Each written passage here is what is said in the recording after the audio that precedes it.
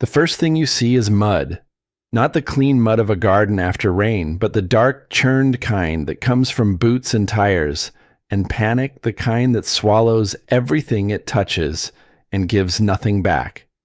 Red and blue lights pulse across it in slow rhythm, painting the frozen ground in colors that do not belong to nature.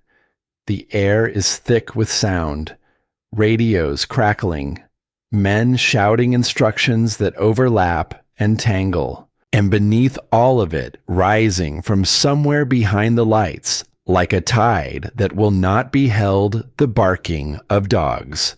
Not one or two, but dozens, their voices woven together into a single desperate chorus that climbs above the noise and hangs there, refusing to stop. In the center of it all, a man kneels in the mud. He is holding a dog against his chest. A German shepherd not fully grown, its amber eyes half open, its fur dark and matted with blood that has soaked through the man's jacket and spread across his forearms in streaks that look almost black in the flashing light.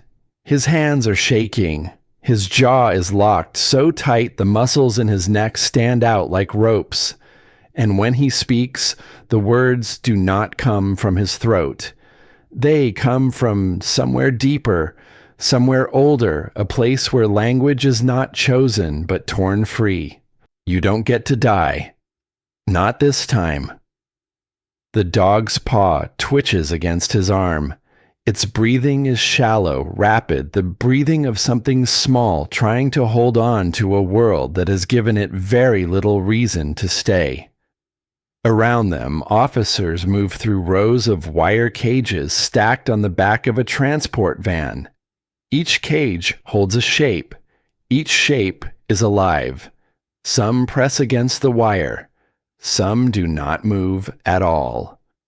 The man pulls the dog closer until his forehead rests between its ears. His lips move against the fur, but the words are only for the two of them, spoken in a language that has no alphabet and needs none. The screen goes black. White letters appear against the darkness. 5 months earlier. Now, before we go on, I want to ask you something simple. Where are you watching from tonight? Drop your country in the comments. I love seeing how far these stories travel.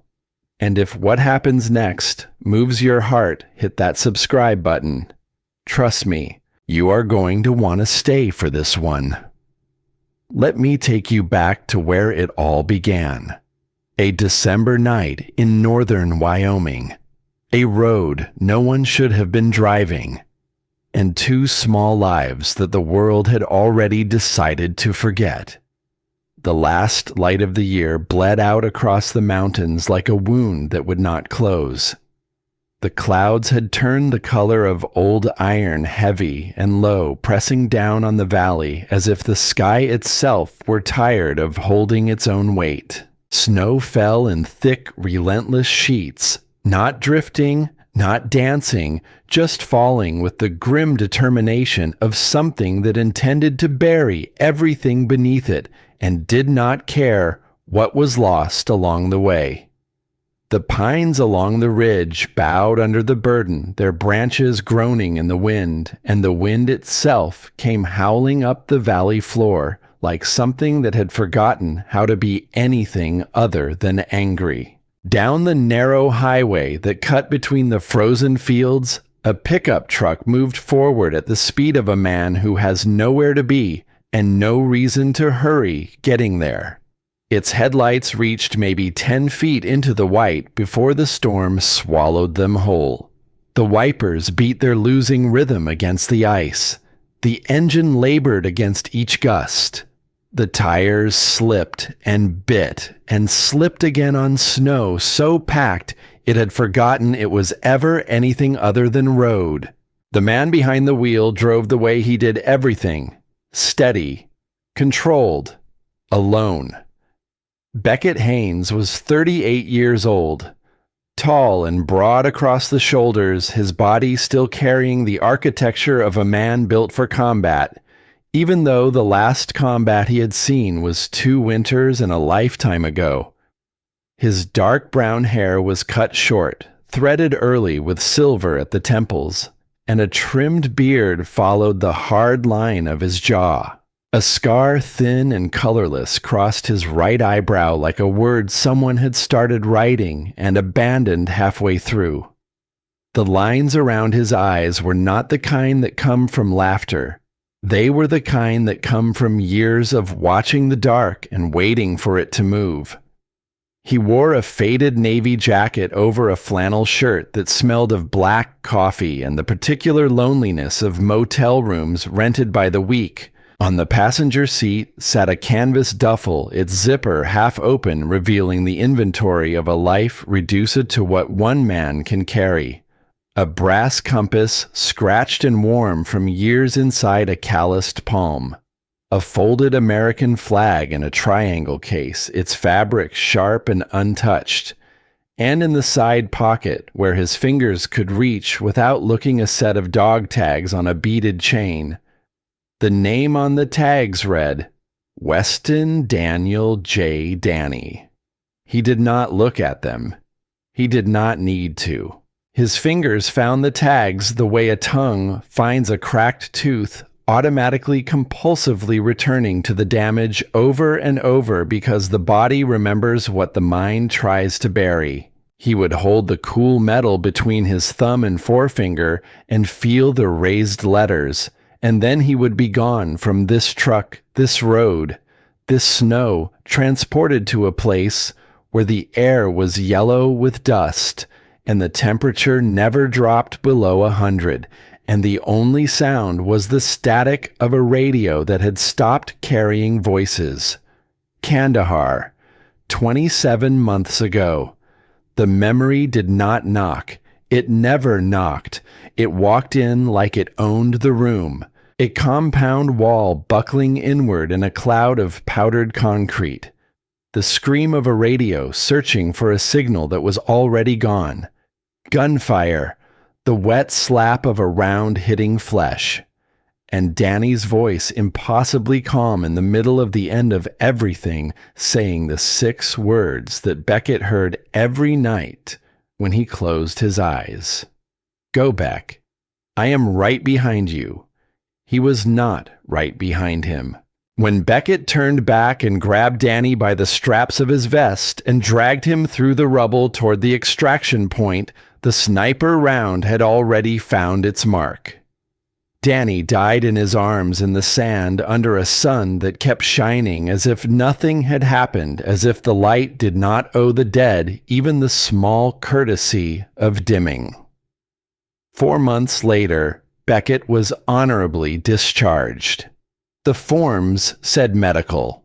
The truth was that he had stopped sleeping, and a man who screams in his rack at 3 a.m. is a liability to every person standing next to him when the shooting starts. Since then, he had moved. Montana, Colorado. Towns whose names he forgot before he crossed their borders. He worked when the money ran low. Framing, roofing, jobs that punished his body enough to quiet his mind for a few hours at a time. But the quiet never held. Night always came, and with it the desert, and with the desert Danny, and with Danny the question that had no answer and would never stop asking itself. Why did you live? Wyoming was not a destination. It was an ending. His father, Earl Haynes, a lumberjack with hands like oak roots and a voice that could fill a forest, had built a cabin near Elk Ridge when Beckett was a boy. Earl died when Beckett was 17. A tree that fell the wrong direction on a morning that had started like every other morning. The cabin had stood empty since the funeral, 2 decades of dust and weather slowly pulling it back into the mountain it was built against. Beckett had not seen the place since they lowered his father's casket into the ground. But tonight, with the storm closing in and the highway narrowing to nothing, the cabin was the last point on a map that had run out of other places to go, not because it was home, because it was the one place left where no one alive would think to look for him. The road bent hard to the right. The truck slowed. Beckett leaned forward, squinting through the windshield, and in the half-second of clarity between one sweep of the wipers and the next, he heard something. Faint. So faint it could have been the wind folding itself into a shape that sounded like something alive. A thin, high note, barely louder than the hiss of snow against glass. He took his foot off the gas. The truck drifted. He killed the heater and sat in the sudden silence of the cab with his breath held and his heart doing something it had not done in a long time. Paying attention. The sound came again. Not the wind. Not an echo of something mechanical or distant. A cry. Small and broken and desperately stubbornly alive. The kind of sound that life makes when it has almost run out of reasons to continue and is trying one last time to be heard. Beckett's boot found the brake. The truck shuddered and stopped. The engine idled. The wipers slapped. And somewhere out in the howling, frozen dark beyond the reach of his headlights, something was calling for help from a world that had already walked away. He stepped out of the truck, and the cold buried itself in his chest like a blade. Not ordinary cold. This was something predatory. Something that found the gaps in his clothing and drove through them with intent. The wind slammed into him sideways, shoving him a half step to the right, and the snow came at his face horizontal and stinging, filling his eyes. His nostrils turning the air itself into something that had to be fought through rather than breathed. He pulled the flashlight from his jacket, lowered his head, and followed the sound. It grew louder as he moved away from the truck, a thin, wavering note that rose and fell with the gusts, bird-like in its pitch, but wrong in its origin, coming from too low to the ground from somewhere hidden. He swept the beam across the roadside. Snowdrifts. Dead scrub. A collapsed fence post, half swallowed by white. And then at the edge of the road, where the shoulder dropped into a shallow ditch, the dark mouth of a drainage pipe rimmed with icicles that hung from its lip like teeth. The cry came from inside. He dropped to his knees. The snow soaked through his jeans in an instant, the cold climbing his bones, but his hands were already clearing ice from the pipe's opening, bare fingers scraping against frozen metal because his gloves were in the truck, and there was no time to go back for them. He aimed the flashlight into the dark. 2 puppies, German shepherds, 6 weeks old at most, curled together inside a crumpled plastic bag that someone had shoved deep into the pipe, the way a man shoves a secret into a drawer he never intends to open again. Their fur was rigid with frost. Their eyes were barely open. Their mouths hung slack, each shallow breath visible as a tiny ghost of vapor that appeared and vanished in the cold air. The larger one raised its head when the light found it a trembling, effortful motion that spoke of pain and exhaustion and something else. Something Beckett had seen in men pinned behind shattered walls with their ammunition gone and the enemy closing. Defiance. The pure, irrational refusal to stop being alive. The smaller puppy did not move. Beckett reached into the pipe. The metal scraped his forearms through his jacket as he pulled the bag toward him. The plastic crackled brittle with ice. The puppies inside weighed almost nothing. He could feel the architecture of their ribs through the thin material, the frantic flutter of hearts beating too fast against bodies that were shutting down. "Who does this?" he said, and his voice broke against the storm like a branch that has held too long. The smaller puppy stirred then. Not much. A shift of its head, a press of its nose against his wrist, cold and wet. And that single point of contact sent a crack running through every wall Beckett had built inside himself over 27 months of silence and movement and the relentless work of not feeling anything at all. It was such a small thing. A dying animal touching a broken man. But small things are how the world changes when the large things have failed. He unzipped his jacket, pressed both puppies against his bare chest beneath the flannel, and felt their hearts tapping against his own. Faint, irregular, like embers that have almost forgotten they were ever fire. "Hang on," he said. "You are not dying out here tonight." As he gathered the remains of the plastic bag, something caught the flashlight beam. A scrap of fabric, 3 inches square dark green, with a heavy weave trapped in the folds. A logo in faded yellow ink. He could not read it in the wind and the white. He pushed it into his coat pocket and stood. Through the snowfall, a light appeared down the road. A small wooden building, its porch lamp swinging in the gale, its sign half buried but legible. Marsh's Gas and Groceries. Inside the station, the warmth wrapped around him like arms.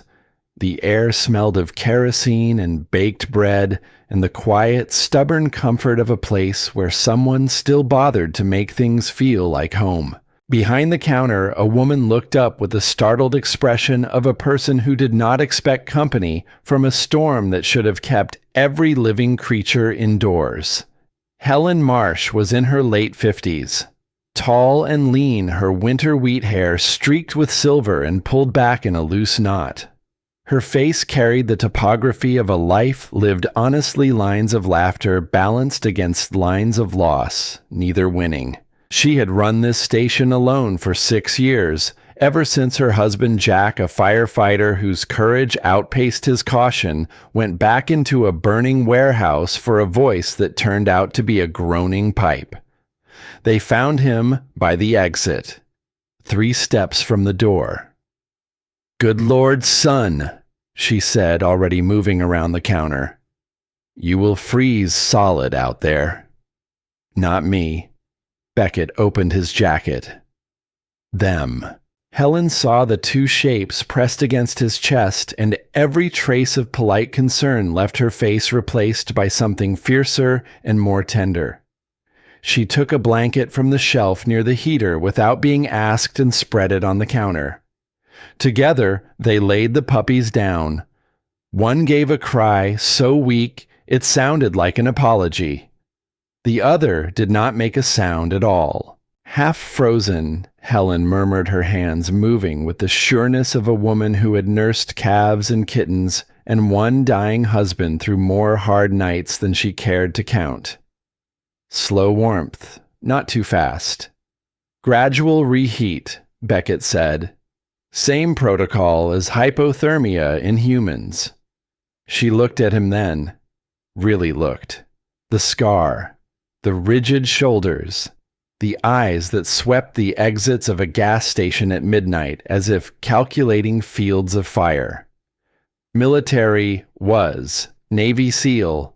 Helen nodded once the way people nod when they hear something they already suspected. My husband walked the same way, like he was still following orders the rest of us could not hear. They worked in silence after that dripping warm water between cracked lips, rubbing circulation back into limbs that had nearly surrendered to the cold. The larger puppy recovered first, its eyes opening halfway to show dark pupils rimmed in gold. The smaller one took longer.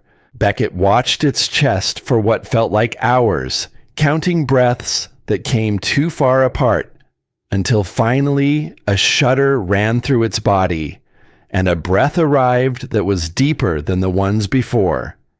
And the tiny mouth opened and a sound escaped that was barely louder than a whisper, but was unquestionably, irreversibly alive. Helen looked at him. "They found the right person," she said quietly. He wrapped them in the blanket, tucked them inside his jacket, and stood. "There is a cabin 20 minutes north. My father built it. There is a stove and a roof. They will be safe." Helen packed a thermos and fuel and a jar of broth that she said worked equally well on puppies and soldiers. At the door, she caught his arm. "Whatever brought you to this road tonight," she said, "do not let it be guilt. Sometimes saving a small thing is how we begin to save ourselves." He met her eyes.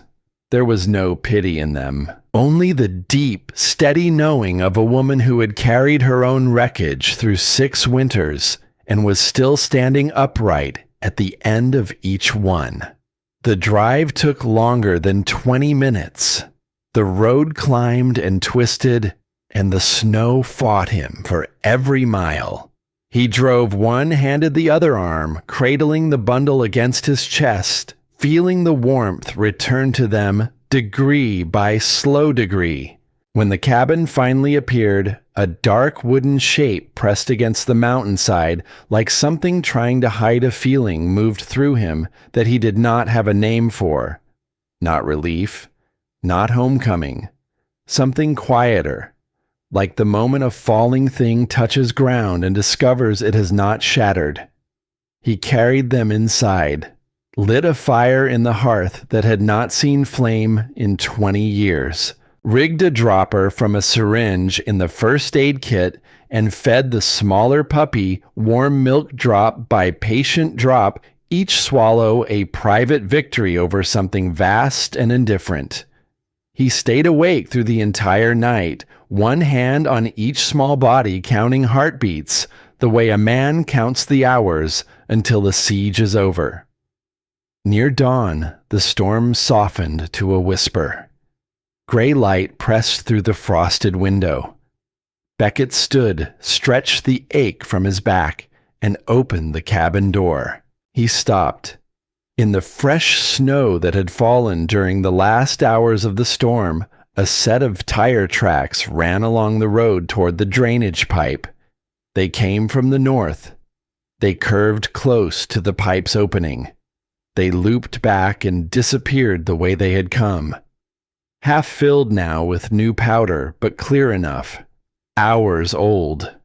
Someone had driven to that exact spot in the middle of the worst blizzard of the season, stopped and driven away. Someone had put those puppies in that pipe. Beckett reached into his coat and pulled out the scrap of fabric. In the morning light, the logo was sharp. A silhouette of a dog sitting upright, printed in faded yellow against the dark green cloth. Below it, in block letters that the night had kept hidden, a name. Hadley K. 9 Ranch. He stared at it for a long time. Then he folded it, placed it back in his pocket, and went inside. The smaller puppy had shifted in its blanket, pressing its nose against his hand when he sat down. Its eyes opened fully for the first time. Amber. Deep, clear, warm, amber like honey held up to morning light. Beckett did not know what the name on that fabric meant. He did not know that it would lead him into a darkness more dangerous than any he had faced with a rifle in his hands. He did not know that these 2 small creatures breathing beside a fire in a dead man's cabin would teach him things about courage and love and the cost of staying alive that no battlefield had ever managed to teach. All he knew in that pale morning, with the fire crackling and the snow settling and 2 heartbeats growing stronger against his palm, was that something sealed shut inside him had cracked open, not wide, not yet, but enough to let the cold air in, and behind the cold, something warm was waiting. Outside, the tire tracks pointed north toward a question he did not yet know how to ask. Inside, two small lives pulsed beside the fire, growing stronger with every hour that passed. And between the man and the morning and the fading storm, a story had begun that neither of them would survive unchanged. The storm passed by morning, but the world outside the cabin still looked like something held inside a glass globe, frozen and silent and perfectly still. The pines were coated in thick white frost. The roof hung with icicles that caught the early light and threw it back in splinters. Smoke rose from the old stone chimney in a thin gray line, the first breath the cabin had drawn in 20 years. Inside, the air had changed. Where silence once pressed heavy against the walls, there were now small living sounds.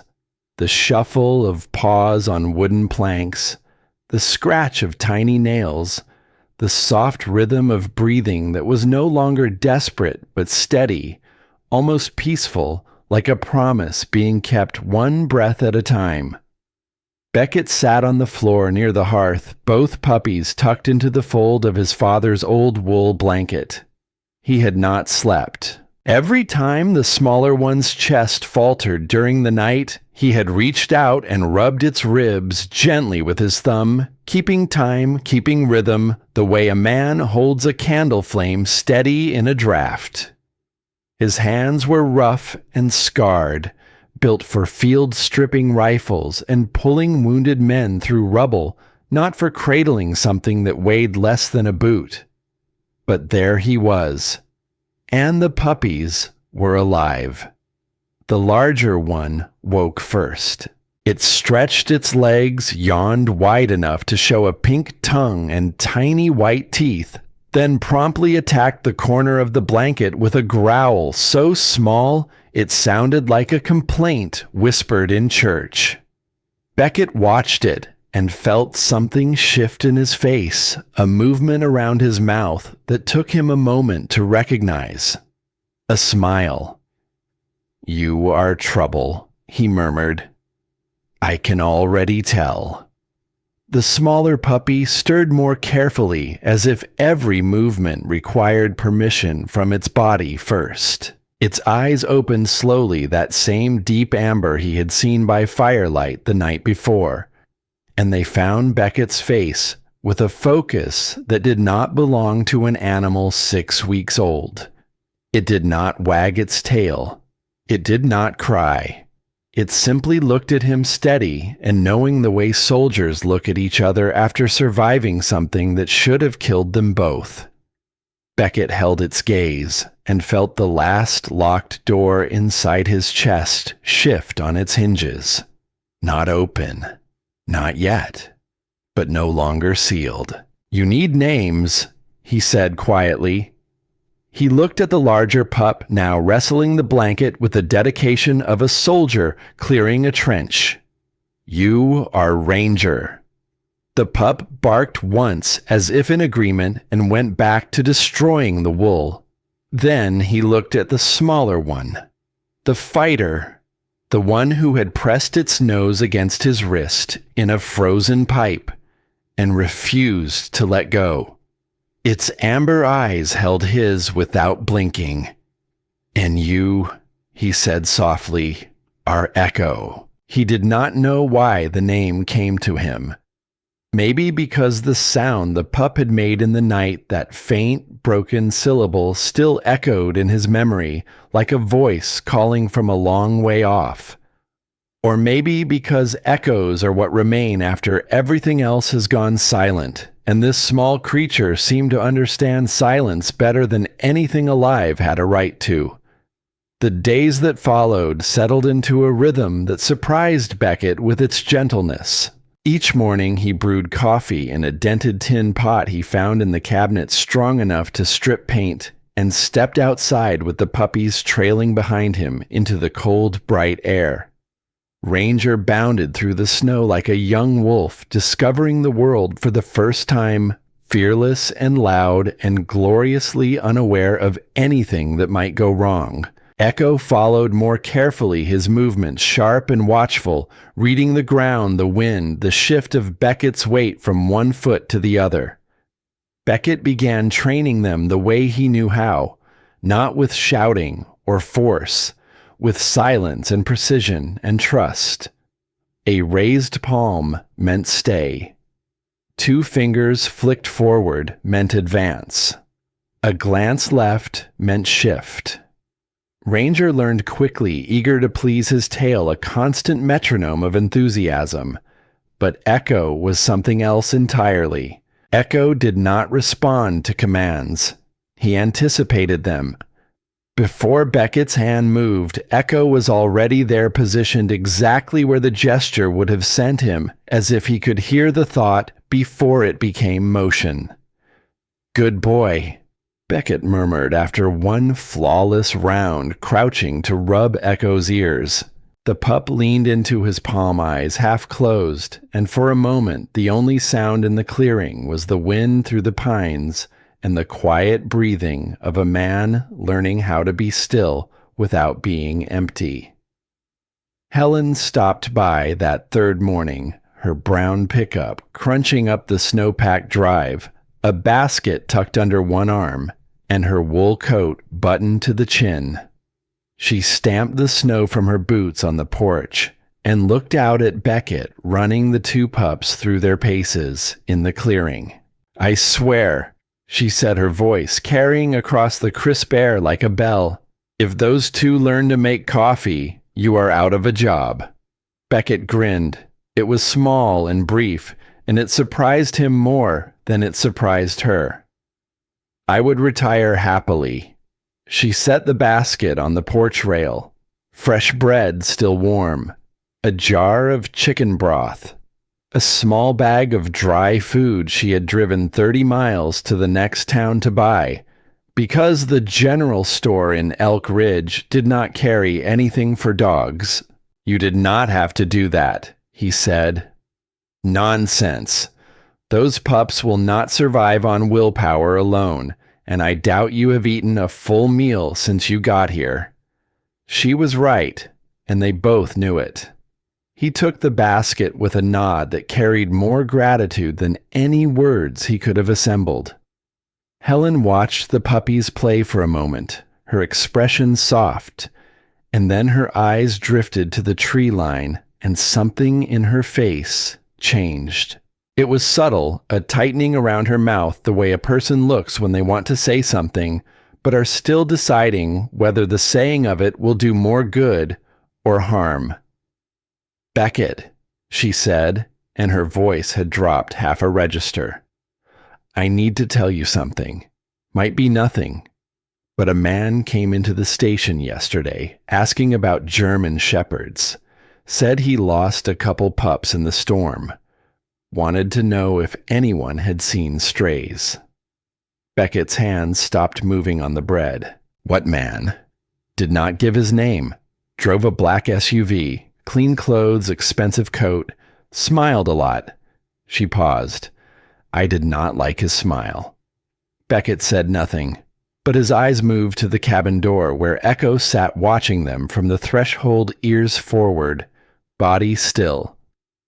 That night after Helen left and the fire had burned down to a steady glow, Beckett sat on the floor with both puppies asleep against his legs. The cabin was quiet, the kind of quiet that has weight to it that presses against the walls like water held behind a dam. He was almost asleep himself when Echo's head snapped up. The pup's ears flattened. His body went rigid. A low sound came from his throat, not a bark, but a warning, primal and sharp, directed at the window facing the north side of the cabin. Ranger woke instantly, scrambling to his feet, tail low, a whine building in his chest. Beckett was on his feet before the thought completed itself, every nerve firing the way they had in Kandahar, the way they always would. He moved to the window and pressed his face against the cold glass. Nothing. Just snow and moonlight and the black shapes of pines against the sky. But Echo would not settle. The pup stood rigid at the door, trembling, his amber eyes locked on something beyond the wood and the night that Beckett could not see. In the morning, Beckett found the proof. Boot prints. Men's boots, size 11 or 12, pressed deep into the snow along the north wall of the cabin. They led from the tree line to the woodshed, circled it, once then disappeared back into the forest. Whoever it was had stood close enough to the cabin to hear voices through the wall, close enough to see the firelight through the window, close enough to count the dogs inside. Beckett crouched beside the prints, his breath forming clouds in the freezing air, and pulled the scrap of green fabric from his coat pocket. He had not looked at it closely since the morning after the rescue. Now in the clear winter light, the letters were unmistakable. Hadley K9 Ranch. He folded it carefully, placed it back in his pocket, and stood. Then he walked inside, found his father's old hunting rifle in the back of the closet, checked the chamber, and leaned it against the wall by the door. Echo watched him from beside the fire, amber eyes steady, unblinking, as if he understood exactly what those boot prints meant. Beckett drove into town the next afternoon. Helen had insisted he bring the puppies to see her friend, the town veterinarian, and Beckett had agreed because the truth was he needed answers to questions that had nothing to do with medicine. Elk Ridge was not much of a town. A single main street lined with buildings that wore their age like badges. A post office with a flag that snapped in the wind. A hardware store with a hand-painted sign. A diner called Rosie's with steam on the windows and a parking lot full of trucks. Everything coated in a thin layer of snow that never quite melted, as if winter here was not a season but a permanent resident. He found Helen at Briggs Animal Care, a modest white building at the edge of town with a green tin roof and a sign so faded it looked like it had been there since before Beckett was born. Inside, the air was warm and smelled of antiseptic and pine shavings. Doctor. Walter Briggs emerged from the back room carrying a clipboard and wearing a wool sweater under his lab coat. He was in his early 60s, short and broad, with silver hair that had thinned but not surrendered. His face was kind, but lined with the fine grooves of long years and difficult choices, and his hands when he reached for the puppies were the steadiest Beckett had seen since the operating theater in Kandahar. Walter examined Ranger first. "Strong pup," he said, nodding. "Good reflexes. Healthy heart. Probably 7 weeks now." Ranger chewed on the edge of the clipboard as if to confirm the diagnosis. Then he turned to Echo. The smaller pup flinched at the light pulling back against Beckett's arm. Walter's voice dropped immediately the way a man's voice drops when he is speaking to something that has known fear. "Easy little fella. Nobody is going to hurt you here." He checked the heartbeat. His expression shifted. He has been through something. The rhythm is strong but irregular. Trauma leaves its mark that way. In the heartbeat. In the way the body holds tension even when the danger is gone. Beckett nodded, his gaze distant. "I know that pattern." Helen, sitting in the corner with her coat draped over the chair, looked between both men. "You talking about the dog or yourself?" Beckett gave her a half smile that stopped well short of his eyes. Both, maybe. He was about to ask Walter about the fabric about Hadley K9 Ranch when the bell above the clinic door chimed. The man who walked in brought the cold with him, though not the kind that comes from weather.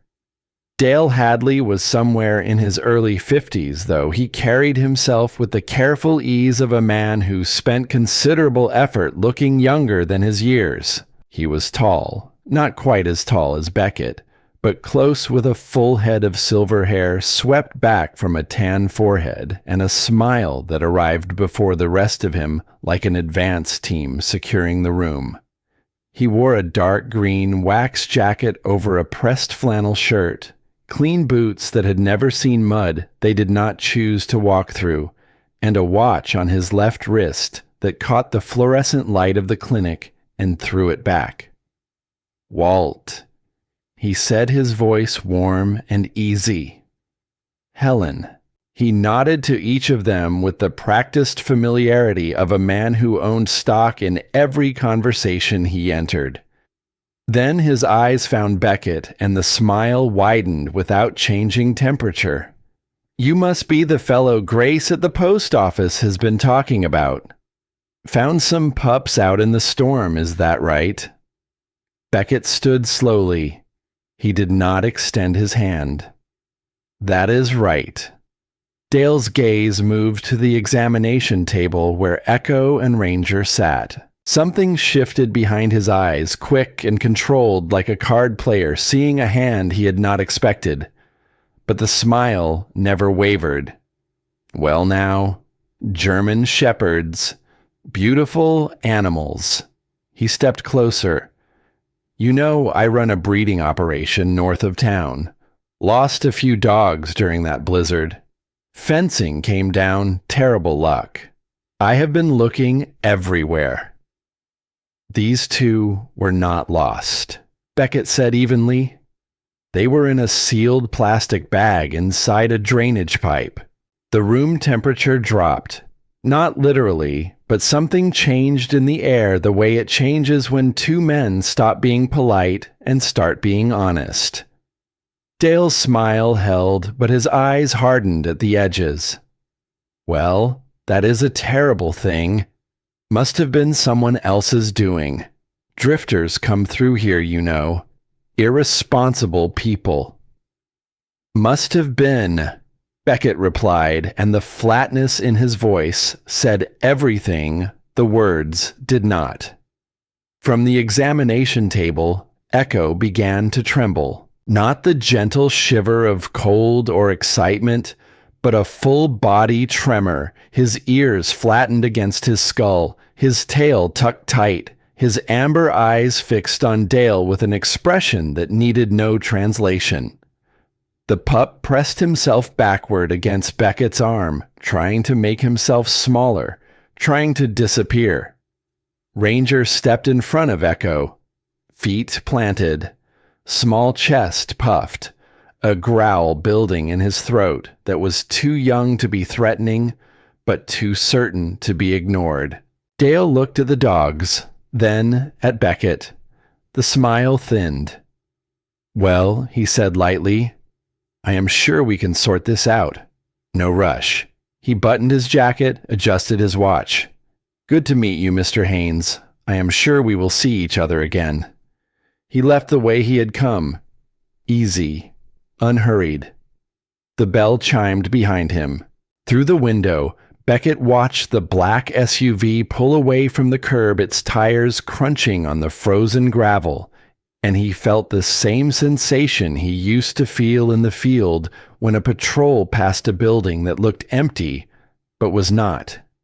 The hair rising on the back of his neck. The knowledge, certain and cold, that he had just looked into the face of something dangerous, wearing the mask of something ordinary. Helen broke the silence first. "That man gives me a chill that has nothing to do with winter." Walter set down his stethoscope. He looked older than he had 5 minutes ago. "Dale Hadley has been in this town for 12 years. Donates to the church, sponsors the county fair. Half the people in Elk Ridge think he is the finest man they have ever met." "And the other half?" Beckett asked. Walter met his eyes. "The other half do not say anything. That should tell you enough." Helen leaned forward. "There is something else. A few months back, a young veteran named Nolan Garrett was working for Dale. Good man, quiet. Had a limp from a roadside bomb in Iraq. One night he just left, packed a bag, drove off. Did not tell anyone where he was going or why. She paused. Nolan was not the type to run. He was the type to endure. Whatever made him leave it was worse than staying. The clinic fell silent. On the table, Echo had stopped trembling. He sat close against Beckett's side, his amber eyes still fixed on the door where Dale had stood watching it, the way a sentry watches a perimeter after the all clear has been given and does not quite believe it. Beckett put his hand on Echo's head. The pup leaned into his palm. "I am not giving them to anyone," Beckett said quietly. It was not a declaration. It was not defiance. It was simply a fact stated the way a man states that the sun rises in the east without argument and without room for negotiation. Helen nodded once. Walter said nothing but something in his expression. Tired and knowing suggested he had been waiting for someone to say those words for a long time.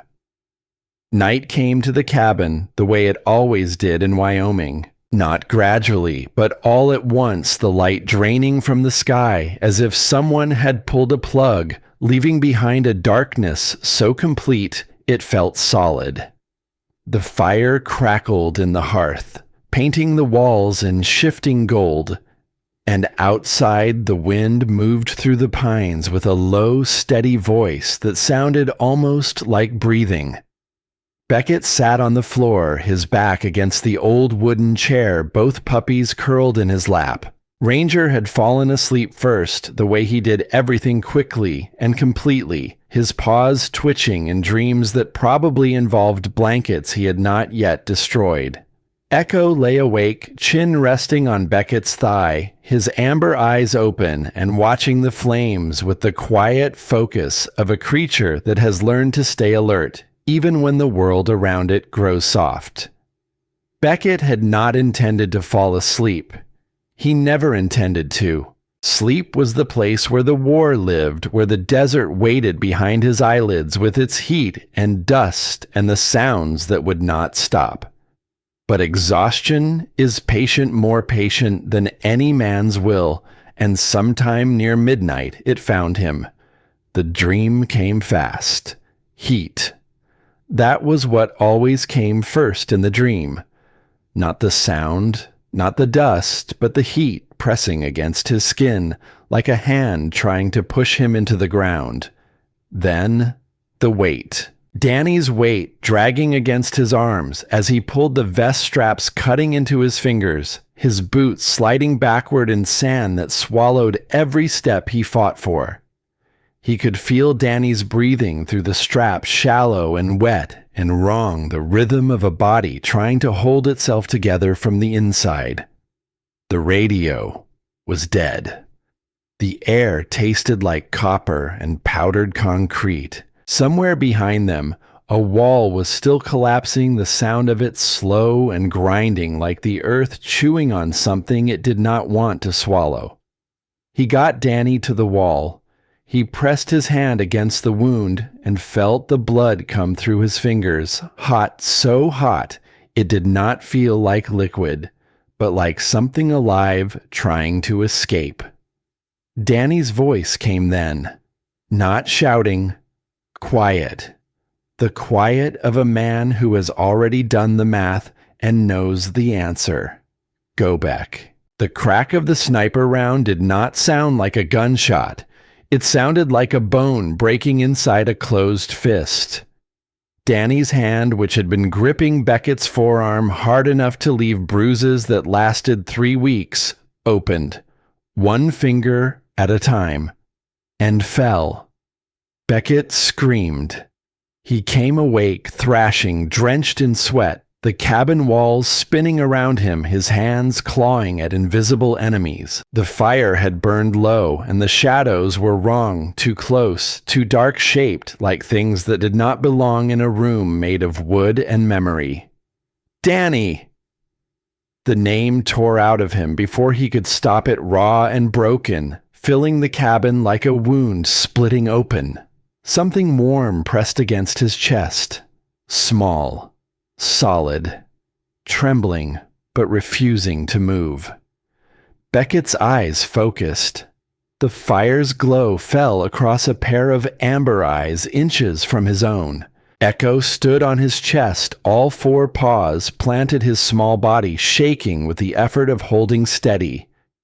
His ears flat against his skull, but his gaze locked on Beckett's face with an intensity that had nothing to do with instinct and everything to do with will.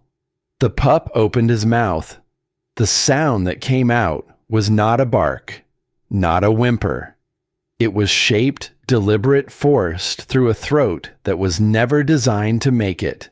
No, the word was rough and broken, barely recognizable, like a stone trying to speak. But it was a word. No. It came again. Softer.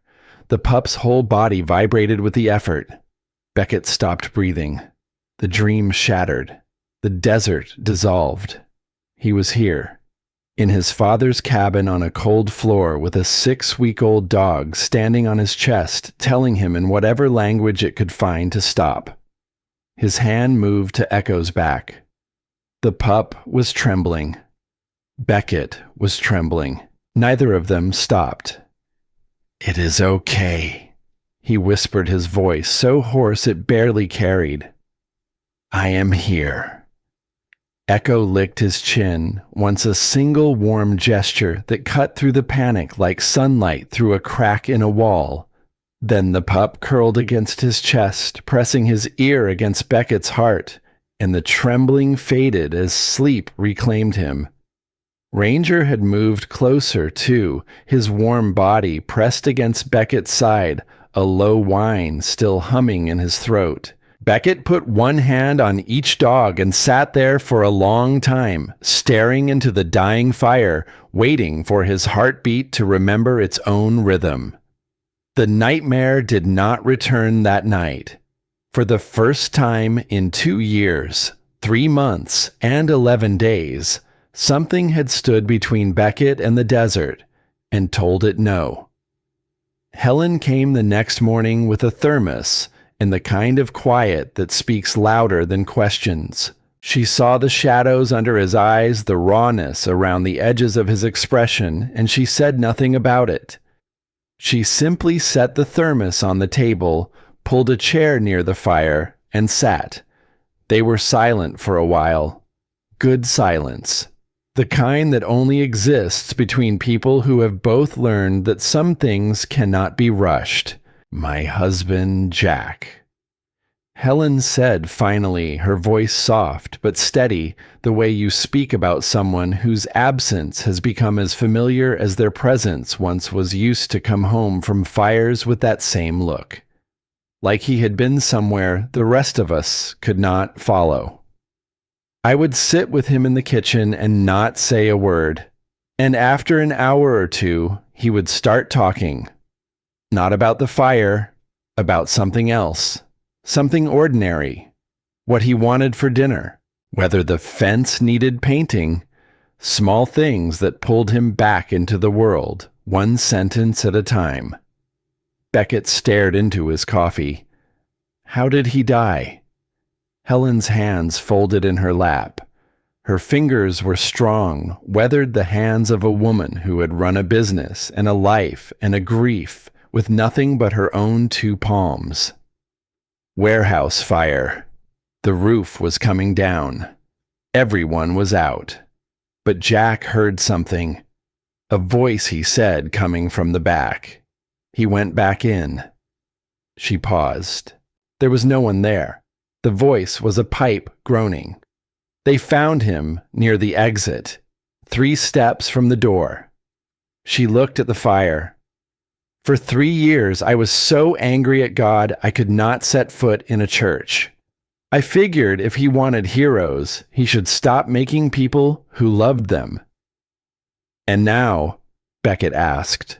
Helen smiled, small and worn and real. Now I think he does not take heroes away. He just does not stop them from being who they are. And the ones left behind, well. She looked at Echo, who lay beside Beckett's foot, with his chin on his paws, watching her. We learn that love does not end just because someone is not here to see it. The fire crackled. Beckett felt the words settle into a place inside him that he had not known was empty until something tried to fill it. His name was Danny, he said. It was the first time he had spoken the name out loud to another human being since the funeral. My best friend, closer than any brother I ever had or will have. We went in for a hostage rescue outside Kandahar. I pulled him out alive. Almost alive. He stopped, swallowed. Sniper caught him while I was carrying him to cover. He died in my arms, told me to go. I did not go fast enough. Helen did not flinch. She did not look away. She did not offer empty comfort or tell him it was not his fault, because she understood, as only someone who has lived with a similar wound can understand, that those words are useless to a man who has already convicted himself. Instead, she said, "You carried him." Not far enough.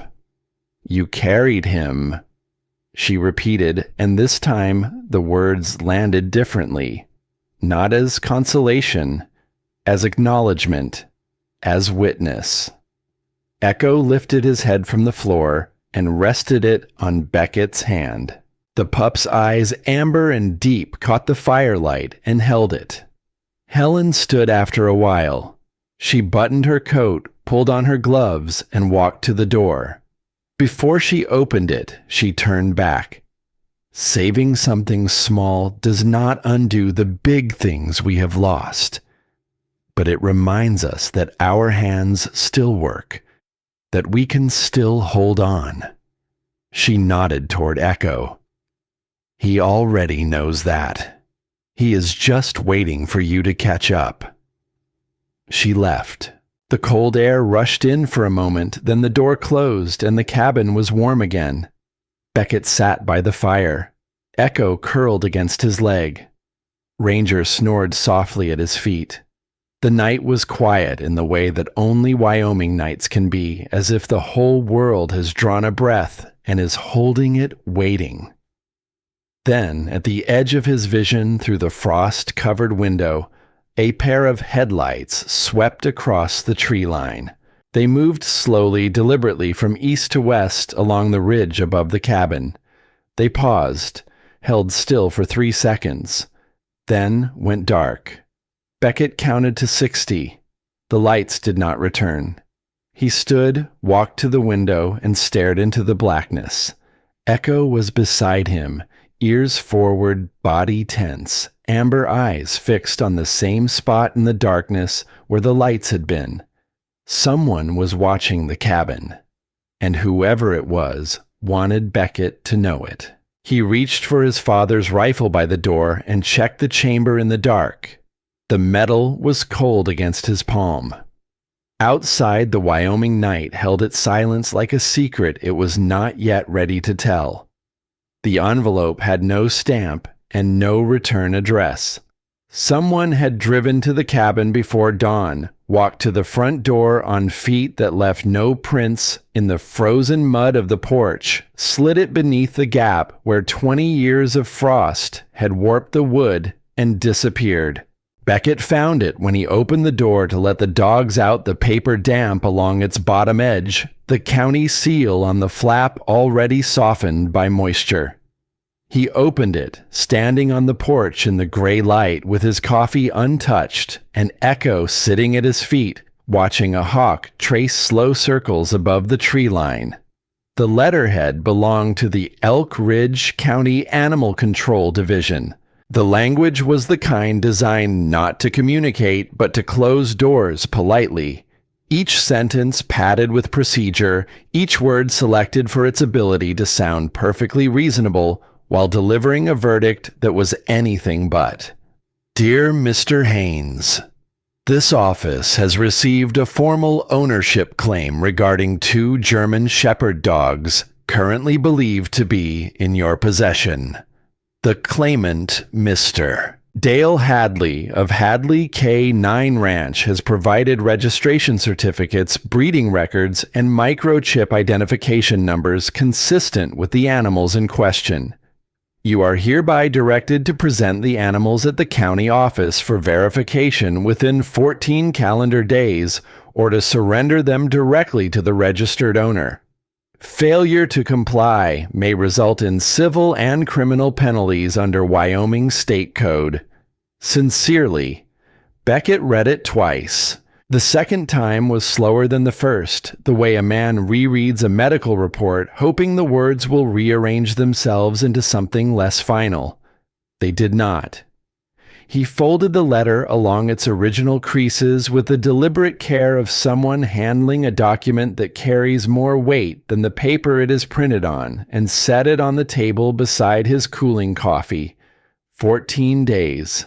The number sat in his chest like a stone dropped into a well. 14 days between Dale Hadley and two creatures whose heartbeats Beckett had counted through the longest night of his life.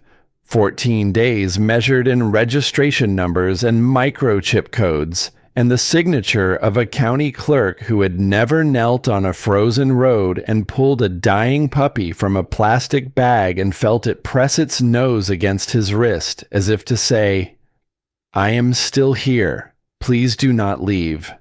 The law did not speak that language. The law spoke in certificates and ownership records and the clean machinery of property rights. And Dale Hadley had spent 12 years feeding that machinery exactly what it was designed to consume. Beckett stood on the porch and looked at Echo. The pup looked back with amber eyes that held a patience older than his months, the patience of something that has already survived the worst and is simply waiting to see what comes next. "I am not handing you over," Beckett said. It was not a promise spoken to comfort himself. It was a fact stated with the same flat certainty a man uses when he says the sun will rise, not because he has proof, but because the alternative is unthinkable. He drove to town that morning. Helen was behind the counter at the station, sorting invoices, her reading glasses perched low on her nose. A pencil tucked behind her ear the way it had been every day for 6 years of running this place alone. She looked up when the bell chimed, and whatever she saw in his face made her set the papers down and remove the glasses and fold her hands on the counter in the posture of a woman preparing to hear something that will require her full attention. He placed the letter in front of her. Helen read it standing. The color left her cheeks in stages the way color leaves the sky in winter slowly, and then all at once. When she finished, she did not look up immediately. She stared at the county seal in the upper corner as if it had personally offended her. "He filed papers," she said quietly. "Of course he did. Dale Hadley has papers for everything. That man could register the wind if he thought it would blow in his favor." "Can he take them?" Helen removed her glasses and held them in both hands, turning them slowly. It was the gesture she made when she was calculating the distance between what she wanted to say and what she needed to say, and finding the gap uncomfortable. Legally, if his registration holds and the microchip numbers match, a judge in this county would not blink twice. Ownership is ownership, Beckett. The law does not care how the animals were treated. It does not ask how they ended up in a drainage pipe. It asks who holds the title. The word title moved through him like something with edges. He thought of Echo's eyes in the firelight. He thought of Ranger wrestling the blanket every morning with the pure, ridiculous joy of a creature who has discovered that the world contains soft things and has decided to defeat every one of them. He thought of the sound Echo had made in the dark, that broken syllable pushed through a throat that was never designed for speech, and how that sound had reached across the space between species and pulled him back from a place he was not certain he would have returned from alone. Title: As if love could be filed in a cabinet and stamped with a seal. "I need to find Nolan Garrett," he said. Helen was quiet for a moment. Then she told him what she had not told him before. "I went to see Nolan 2 days ago," she said. "After what happened at the clinic, after I saw Echo shake at the sound of Dale's voice, I needed to know what that young man saw on that ranch. I drove out to his trailer past the old sawmill." She paused. "He barely opened the door. Kept the chain on. He has lost weight, Beckett. His eyes are the eyes of someone who sleeps with the light on and still does not feel safe." "What did he say?" "One sentence, then the deadbolt." Helen met his gaze, and the steadiness in her voice did not waver, but something behind it trembled. "He said, 'Do not let him get them back.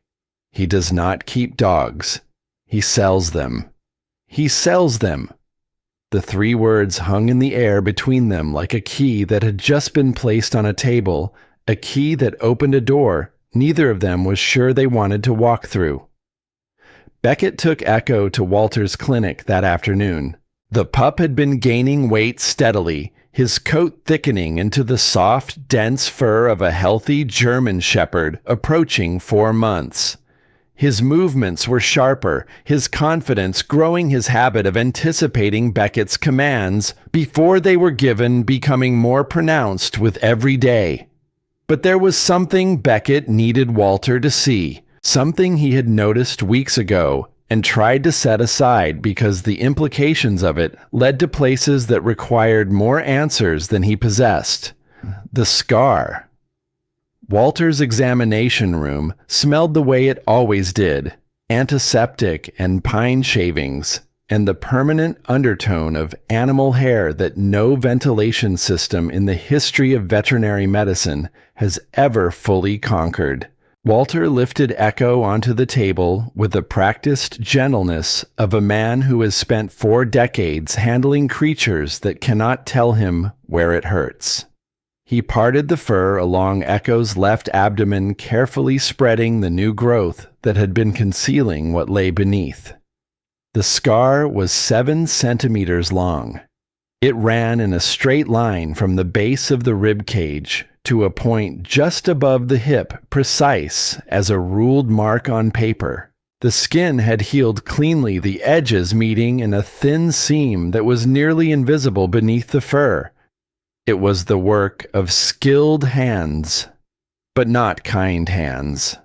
There is a difference between skill and care that anyone who has been operated on by both can tell you, and the scar on Echo's belly carried the signature of the former without a trace of the latter.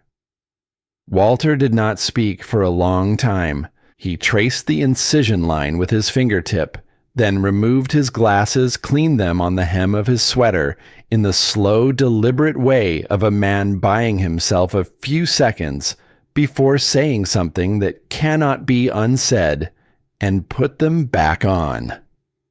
"This is not veterinary surgery," he said.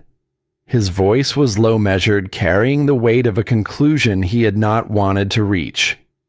"The approach angle is inconsistent with any standard abdominal procedure taught in veterinary programs.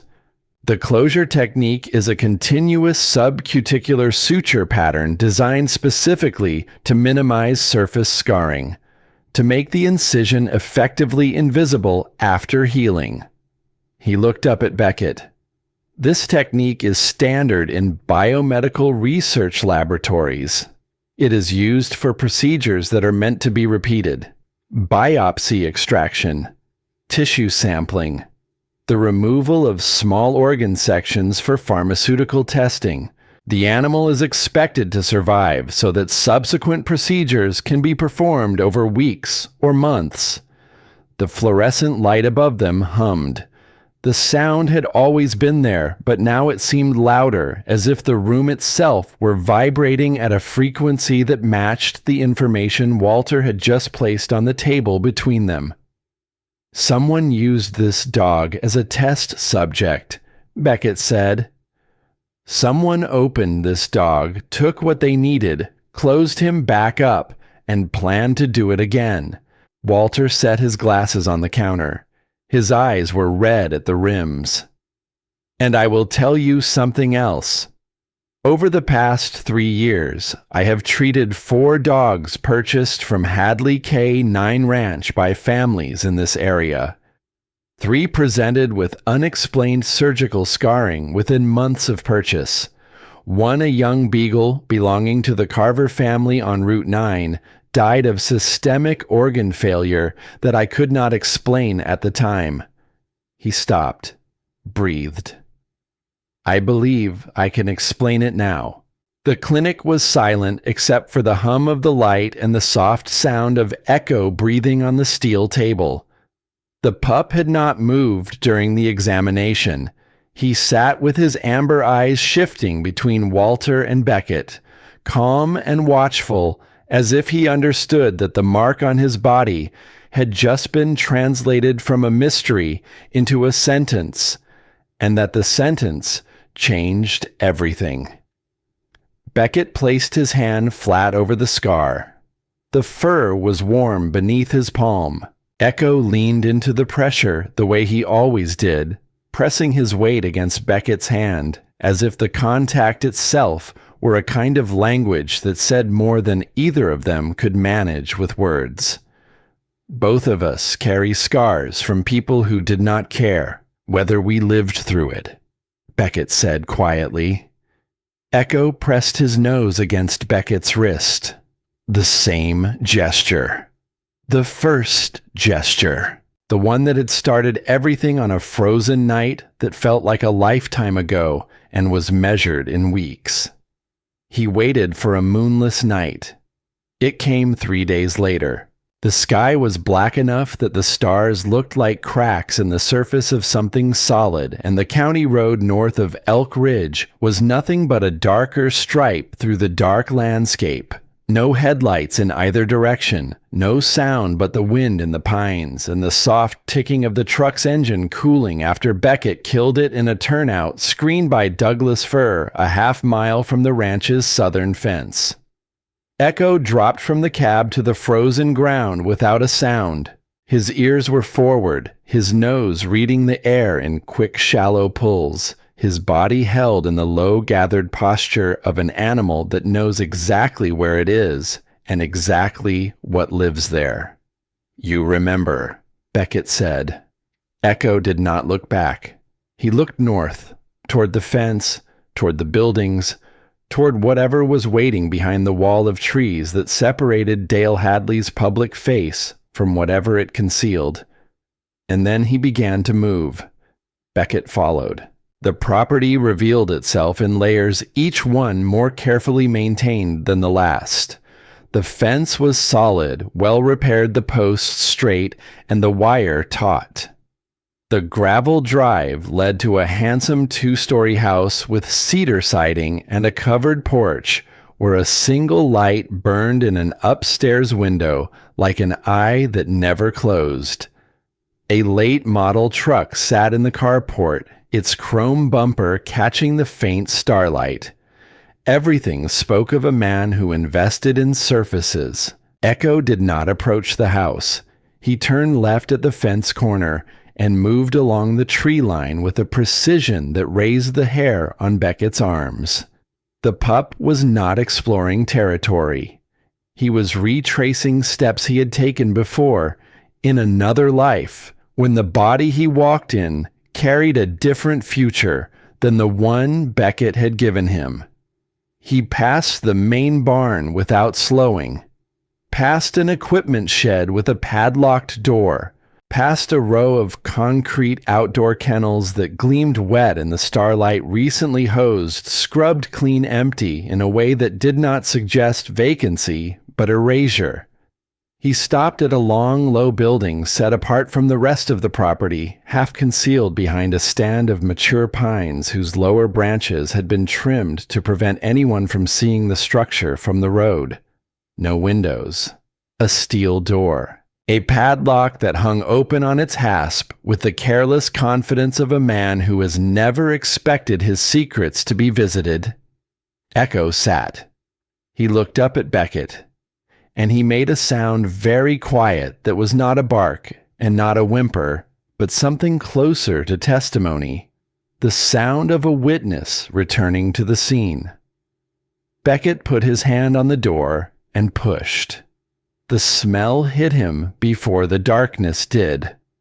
Ammonia so thick it stung his eyes. Feces and urine and wet fur, and beneath all of it, threading through like a wire through insulation, the sharp chemical bite of industrial disinfectant.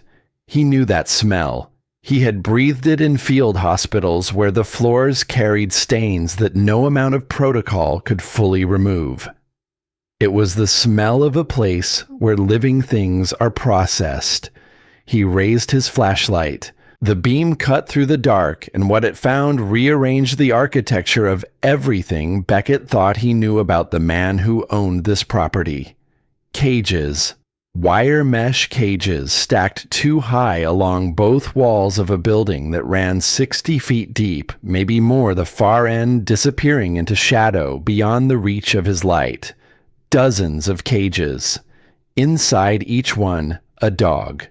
German shepherds, Labradors, beagles, smaller breeds he could not identify in the harsh circle of the beam. Some pressed against the wire when the light found them, their eyes reflecting it back in flat silver discs. Some lay motionless on their sides' rib cages, expanding and contracting in rhythms so slow they looked like breathing exercises performed by bodies that had forgotten why they were bothering. Several had shaved patches along their abdomens, the skin beneath revealing incision lines that Beckett recognized immediately. The same length, the same angle, the same meticulous subcuticular closure that Walter had identified on Echo's belly hours ago. The same hands had done this. Over and over and over again. Beckett moved deeper into the building. His boots were silent on the concrete. His hands shook and the flashlight beam trembled with them, and it was not from cold. The water bowls in the cages were empty. The food trays held residue that was days old, dried and cracked. The straw bedding was compressed and soiled and had not been changed in what looked like weeks. The neglect was not accidental. It was operational. It was the neglect of a man who viewed maintenance as an expense to be minimized on livestock, whose shelf life was already determined. At the back of the building, a metal desk sat against the wall, a closed laptop, a mug with a dried coffee ring, and a stack of manila folders that Beckett opened with fingers that had stopped shaking because something colder than fear had replaced it. Something focused and still and very, very awake. Invoices, printed on letterhead from Pinnacle Biomedical Research, Denver, Colorado, each one itemizing a shipment of animals by breed, weight, and age. Each one carrying a column-headed condition with entries that read, viable post-procedure stable and replacement required. Each one listing a payment, $3,000 per standard subject, $5,000 for breeding females, $8,000 for what the invoices called longitudinal specimens, animals maintained across multiple rounds of testing, 4 years of invoices, hundreds of dogs, hundreds of thousands of dollars. Beckett photographed everything, every page, every signature, every line item that translated a living creature into a dollar amount. The shutter sound of his phone clicked in the silence of the building like a metronome counting down to something that could not be stopped once it started. Echo stood in the center aisle between the cages. He had followed Beckett inside, and now he stood motionless, his amber eyes moving from cage to cage with an expression that was not panic and not grief, but something beyond both. Recognition. The slow, heavy recognition of a creature standing in the place where its life was almost erased, looking at the others who were still inside the machine that had nearly consumed him. Because Echo had been in one of those cages. The scar on his belly was not punishment or accident. It was a line item. He had been a viable subject, $3,000 scheduled for shipment to a laboratory where his existence would have been measured in tissue samples and procedural notes and the sterile arithmetic of data collection. And then he had gotten out. A cage left unlatched. A fence not fully secured. A blizzard that offered a window between captivity and whatever lay beyond it. And Dale Hadley, understanding that a loose dog was a walking liability, that an animal with surgical scars and a microchip registered to his facility was a piece of evidence that could breathe and be found and be examined by a veterinarian with honest hands and curious eyes, had done what men like Dale Hadley do with evidence. He made it disappear.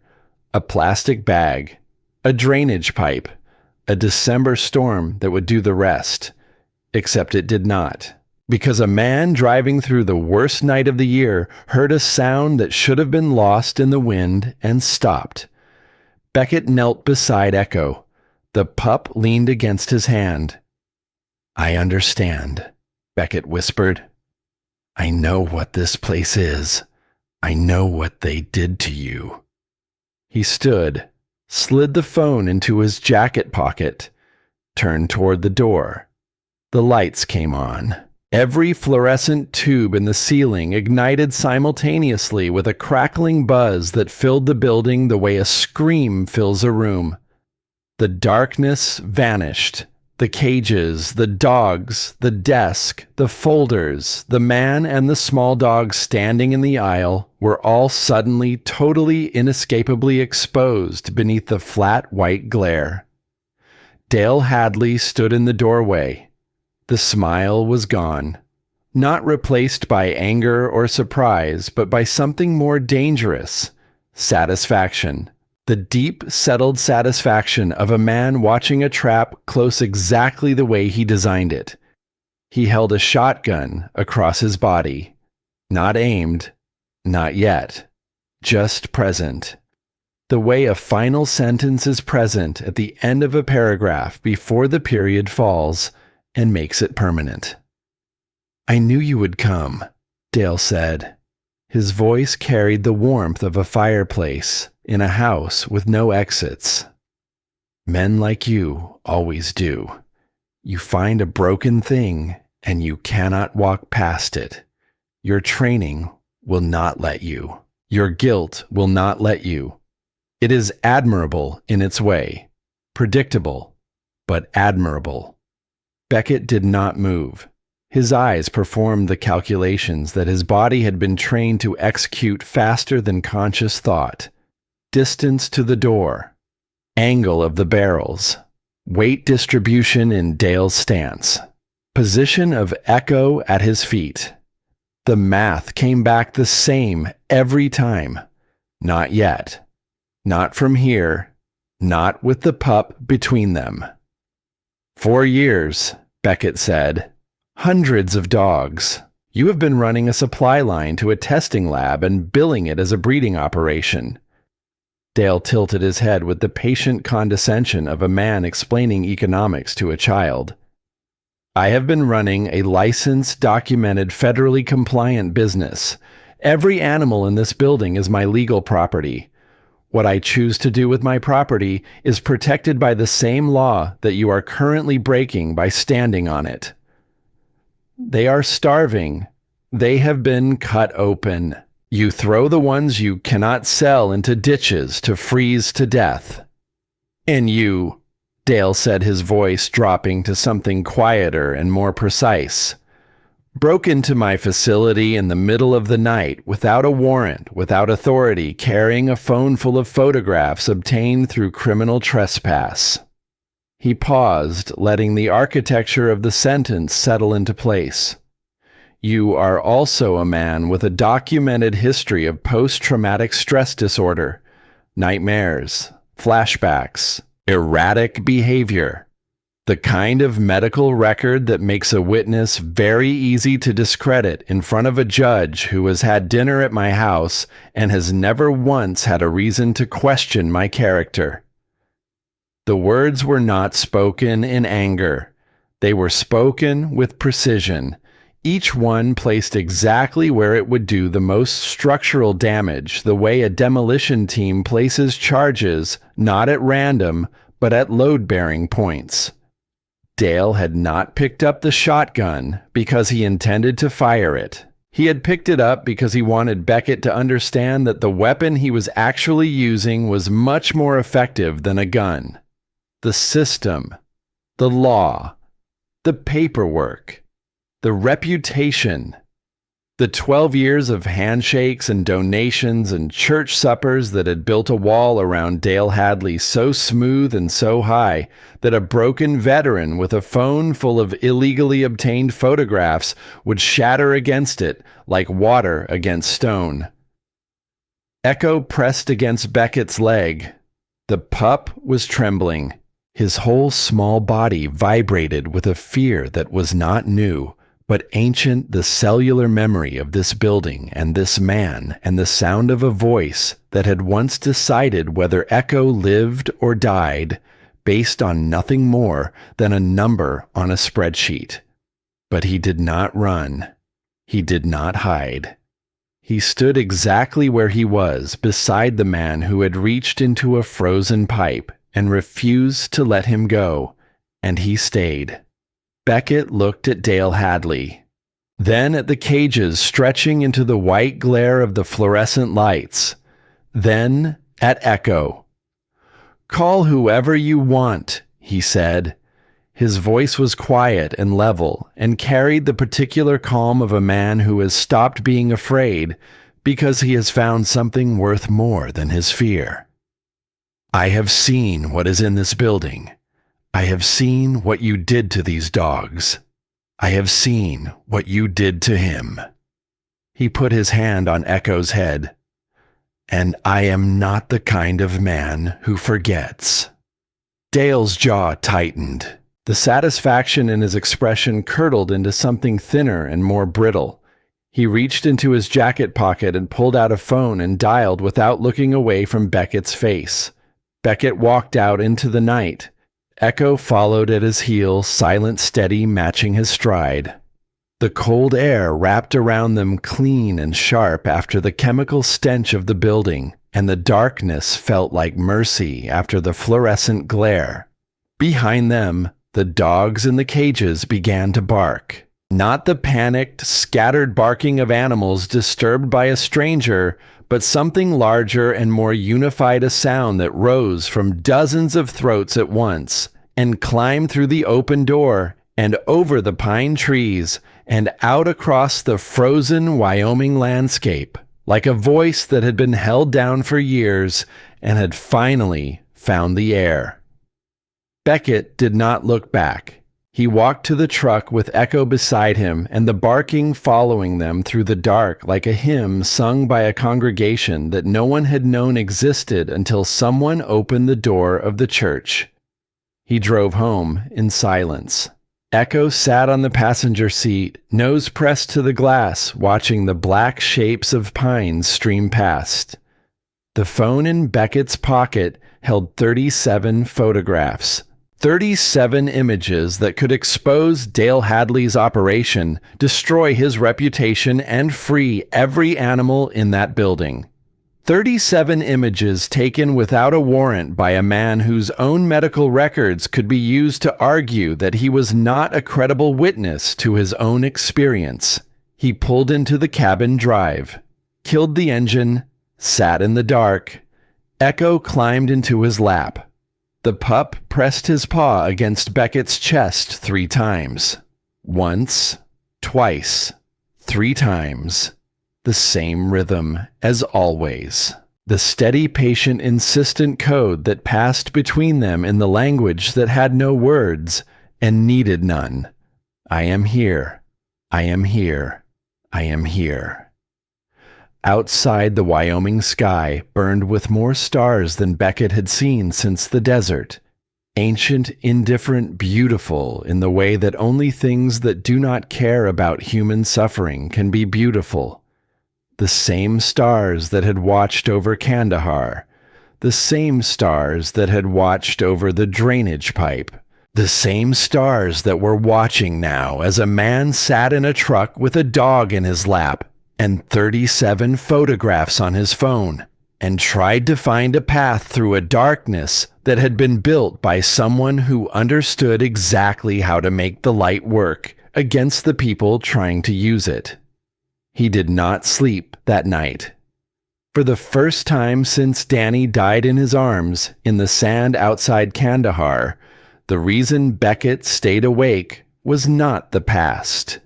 It was the future, and somewhere in the space between the man and the morning, and the sound of dogs still barking in his memory, the shape of what he needed to do next began slowly and with great difficulty to form. The sheriff's cruiser arrived at the cabin before sunrise. Beckett heard the tires on the frozen gravel first, then the engine cutting out, then the heavy, careful footsteps of a man who did not want to be making this visit. He was already standing at the door when the knock came. Echo pressed against his ankle ranger, watching from beside the fire, with ears forward and tail still. Deputy Ray Sutter was a man built for the job the way a fence post is built for the ground. Thick, steady, planted. He was in his mid-50s with a broad, weathered face and hands that looked like they had spent equal time writing citations and pulling calves from frozen mud. He wore his hat low against the cold, and his expression low against the conversation he was about to have. "Mr. Haynes," he said, and the weight in his voice told Beckett everything the next 5 minutes would contain. "I need you to come with me." "On what grounds?" Sutter shifted his weight. He was not comfortable. A man who had enforced small-town law for 20 years and had never learned to enjoy the parts that required him to look a decent person in the eye and deliver bad news. Dale Hadley filed a criminal trespass complaint at 11:40 last night. Says you entered his property without permission and made verbal threats. He also filed a welfare concern. Sutter paused on that last word the way a man pauses before stepping onto ice he does not trust. Says you have a history of PTSD and that you exhibited erratic and aggressive behavior. The words landed exactly where Dale had designed them to land. Not in the legal system where they might be argued and dismissed, but in the soft tissue of perception. Unstable veteran. Erratic behavior. Aggressive.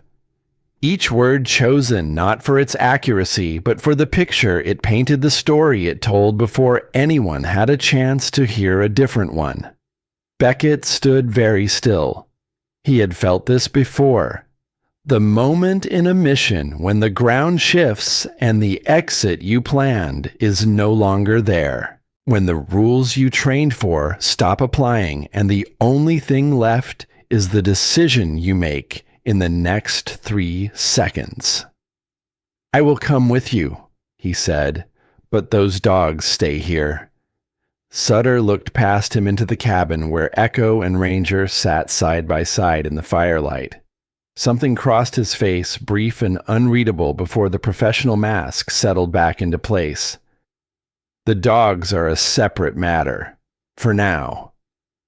The drive to the Elk Ridge Sheriff's Station took 20 minutes. Beckett sat in the back of the cruiser with his hands in his lap, watching the pine trees slide past the window like a congregation filing out of a church. He did not speak. Sutter did not speak.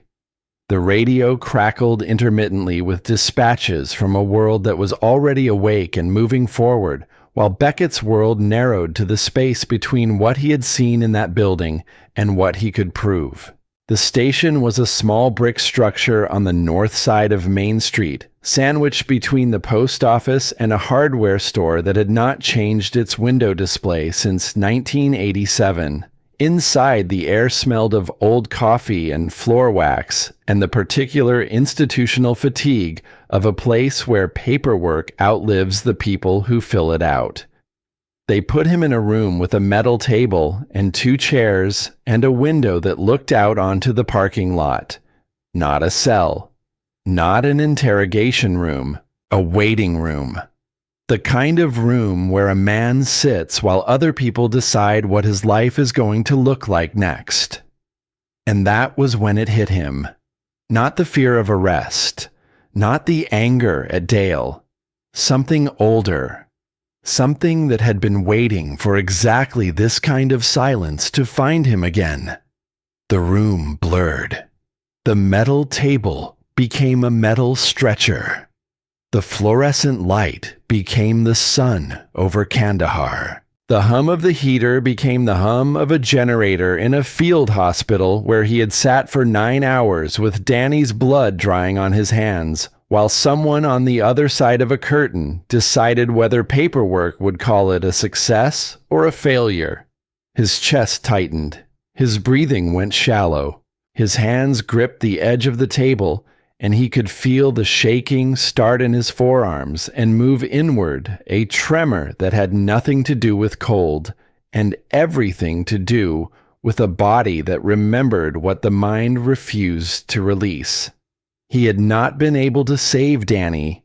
He had carried him, and it was not enough. He had fought for him, and it was not enough. He had held his hand while the medics worked, and it was not enough. And now, sitting in a small room in a small town in Wyoming, the same helplessness found him again. The dogs in those cages. Echo's scar. The sound of barking that still echoed in his skull like gunfire that refuses to fade. He had walked into that building, he had seen the truth. And now the truth might be worth nothing because the man who owned it was smarter than the man who found it. He pressed his palms flat against the table and closed his eyes. Danny's voice came to him then, not from the dream, not from the desert. From somewhere quieter and closer, the place where the people we have lost live after we stop trying to bring them back and start learning to carry them instead. You always did try to do everything alone, Beck. Beckett opened his eyes. The room was still a room. The table was still a table. He was still breathing. And somewhere across town in a cabin that smelled of pine and fire, 2 dogs were waiting for him to come home.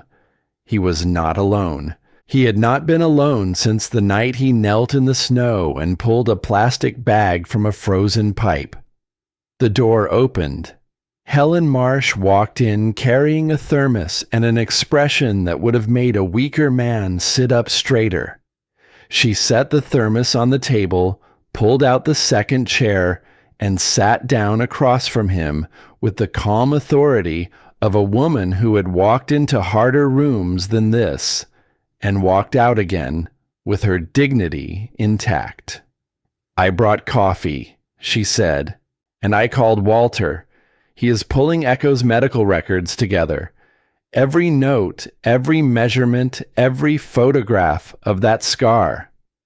Beckett shook his head. "Helen, the photos I took were on private property.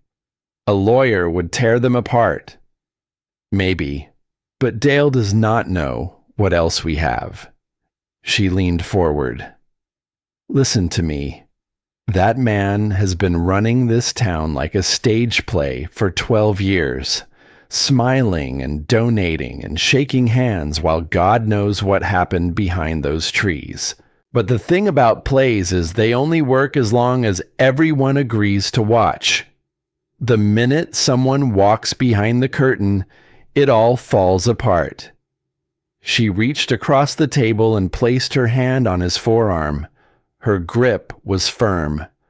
"You are not alone in this, Beckett. Stop acting like you have to be." Before he could answer, the station door opened again, and a sound filled the hallway that Beckett had not expected to hear. Footsteps. Uneven. One boot landing heavier than the other, the particular rhythm of a man walking on a prosthetic that he has not fully made peace with. Nolan Garrett appeared in the doorway. He looked worse than the last time Beckett had seen him. Thinner. His eyes rimmed red, his jaw unshaved, his coat hanging off his shoulders like it belonged to someone larger. But his back was straight, and his hands, though they shook at his sides, were not in his pockets. They were visible, open, the hands of a man who has decided to stop hiding. "I want to make a statement," Nolan said. His voice cracked on the first word and steadied on the last. "I worked for Dale Hadley for 8 months. I saw everything. The cages, the shipments, the dogs that went out in trucks at night and never came back." He swallowed. "He told me if I ever talked, he would make sure no one believed me. Said he would tell people I was unstable, that the war had broken me, that I was a drunk and a liar." He looked at Beckett. Something passed between them that did not require words. The recognition of two men who had been told their damage made them unreliable, their pain made them dangerous, their service made them suspects. "He was wrong," Nolan said quietly. "I am not broken. I am just late." What happened next moved with the momentum of a river that has been dammed too long and finally breaks through. Nolan sat in the sheriff's station for 3 hours. He spoke steadily, pausing only to drink water and once to press his hand against his prosthetic knee when the phantom pain flared. He described the layout of the ranch, the building behind the pines, the cages stacked along the walls, the shipments that left at night in unmarked panel trucks, always after dark, always on roads that avoided the main highway. He described the dogs that came back from Denver with new scars and empty eyes. He described the ones that did not come back at all. He described the night he found a German Shepherd puppy dead in its cage, its body still warm. A fresh incision along its belly stapled shut with the kind of surgical staples used in human hospitals. He described how he had walked out of the building, driven to his trailer, packed one bag, and left Elk Ridge without telling anyone where he was going or why. "I was afraid," he said, and the simplicity of the admission filled the room like a held breath. "Not of Dale, of being the man people said I was, the broken veteran who sees things that are not there. I thought if I talked I would become the story and the dogs would disappear." Deputy Sutter listened. He took notes. He asked questions in a voice that grew quieter with each answer, the way a man's voice grows quiet when he realizes that the thing he did not want to believe has been true all along. Walter Briggs arrived at the station within the hour, carrying a file folder thick with documentation. He laid it open on the table with the careful precision of a man presenting evidence he has been compiling longer than anyone knew. "Echo's scar," he said, pointing to a series of photographs taken during examinations over the past weeks. "The incision runs 7 centimeters along the left ventral abdomen. The closure technique uses a continuous subcuticular suture pattern that is standard in biomedical research protocols, but is not taught in any veterinary program I am aware of. This dog was operated on in a laboratory setting, not a clinic."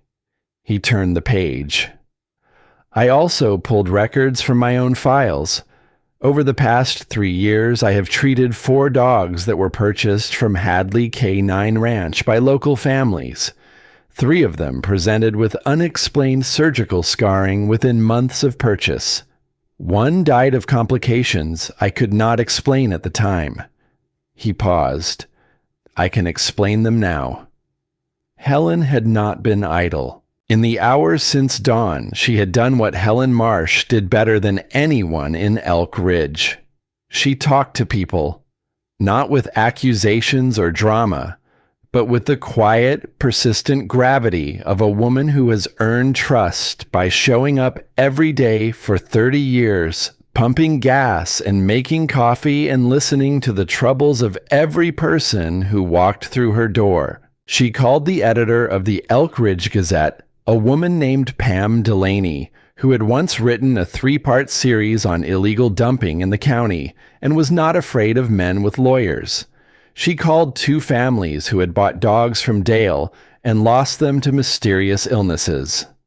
She called the pastor of the Lutheran Church, where Dale made his generous and highly visible donations every Christmas. By noon, the pieces that had been scattered across months and years and silences began to assemble themselves into a picture that could no longer be unseen. Deputy Sutter made a phone call to the state police. The state police made a phone call to the county prosecutor. The county prosecutor made a phone call to a judge. By 2 in the afternoon, a warrant had been issued for the search of Hadley K9 Ranch. Beckett was released from the station at 1:30. No charges filed. The trespass complaint remained on record, but Sutter told him quietly at the door that it was unlikely to be pursued given the circumstances that were now unfolding. He drove straight to the cabin. The afternoon light was flat and gray, the sky pressing down on the mountains like a hand pressing down on a wound. He pulled into the drive, killed the engine, and sat for a moment with his hands on the wheel, breathing.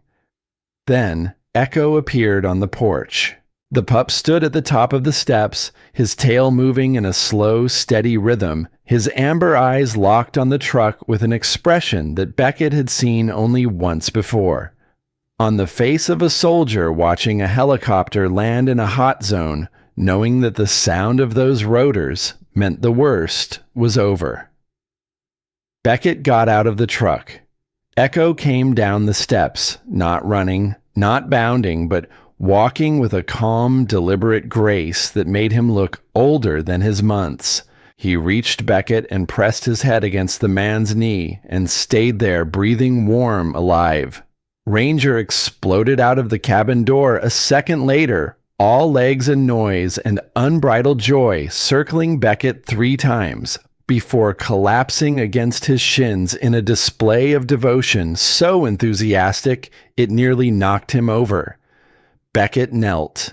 He put 1 hand on each dog's. He did not speak. He did not need to. The 3 of them stayed there in the cold afternoon light, breathing together until the sound of approaching engines broke the silence. He drove to the ranch, not because anyone asked him to, but because he needed to see it end. 3 state police cruisers were already parked outside the fence when he arrived. An animal control van from the county sat behind them, its back doors open, crates stacked inside. Officers in dark jackets moved through the property with the methodical efficiency of people executing a warrant they had been waiting for without knowing it. The building behind the pines was open, the steel door propped wide. Officers carried crates out one at a time, each one containing a dog that blinked against the daylight with the stunned disbelief of a creature that has forgotten what sky looks like. Beckett counted them as they came out. 11, 15, 23, 31. 31 dogs. Some walked out on their own legs, unsteady but moving. Some had to be carried. A yellow Labrador with a shaved belly and eyes that would not focus. A beagle so thin its spine showed through its coat like a mountain range seen from above. 2 German shepherds, young, maybe 8 months old, with matching scars along their left sides that looked like signatures written by the same terrible hand. Echo stood beside Beckett, watching, not barking, not whining, just watching with amber eyes that held something too heavy for an animal to carry and too real to call anything other than memory. Then the scene tilted. One of the officers stumbled carrying a large crate. The crate struck the corner of the van's bumper, the latch popped, and the door swung open. The dog inside panicked and disoriented bolted.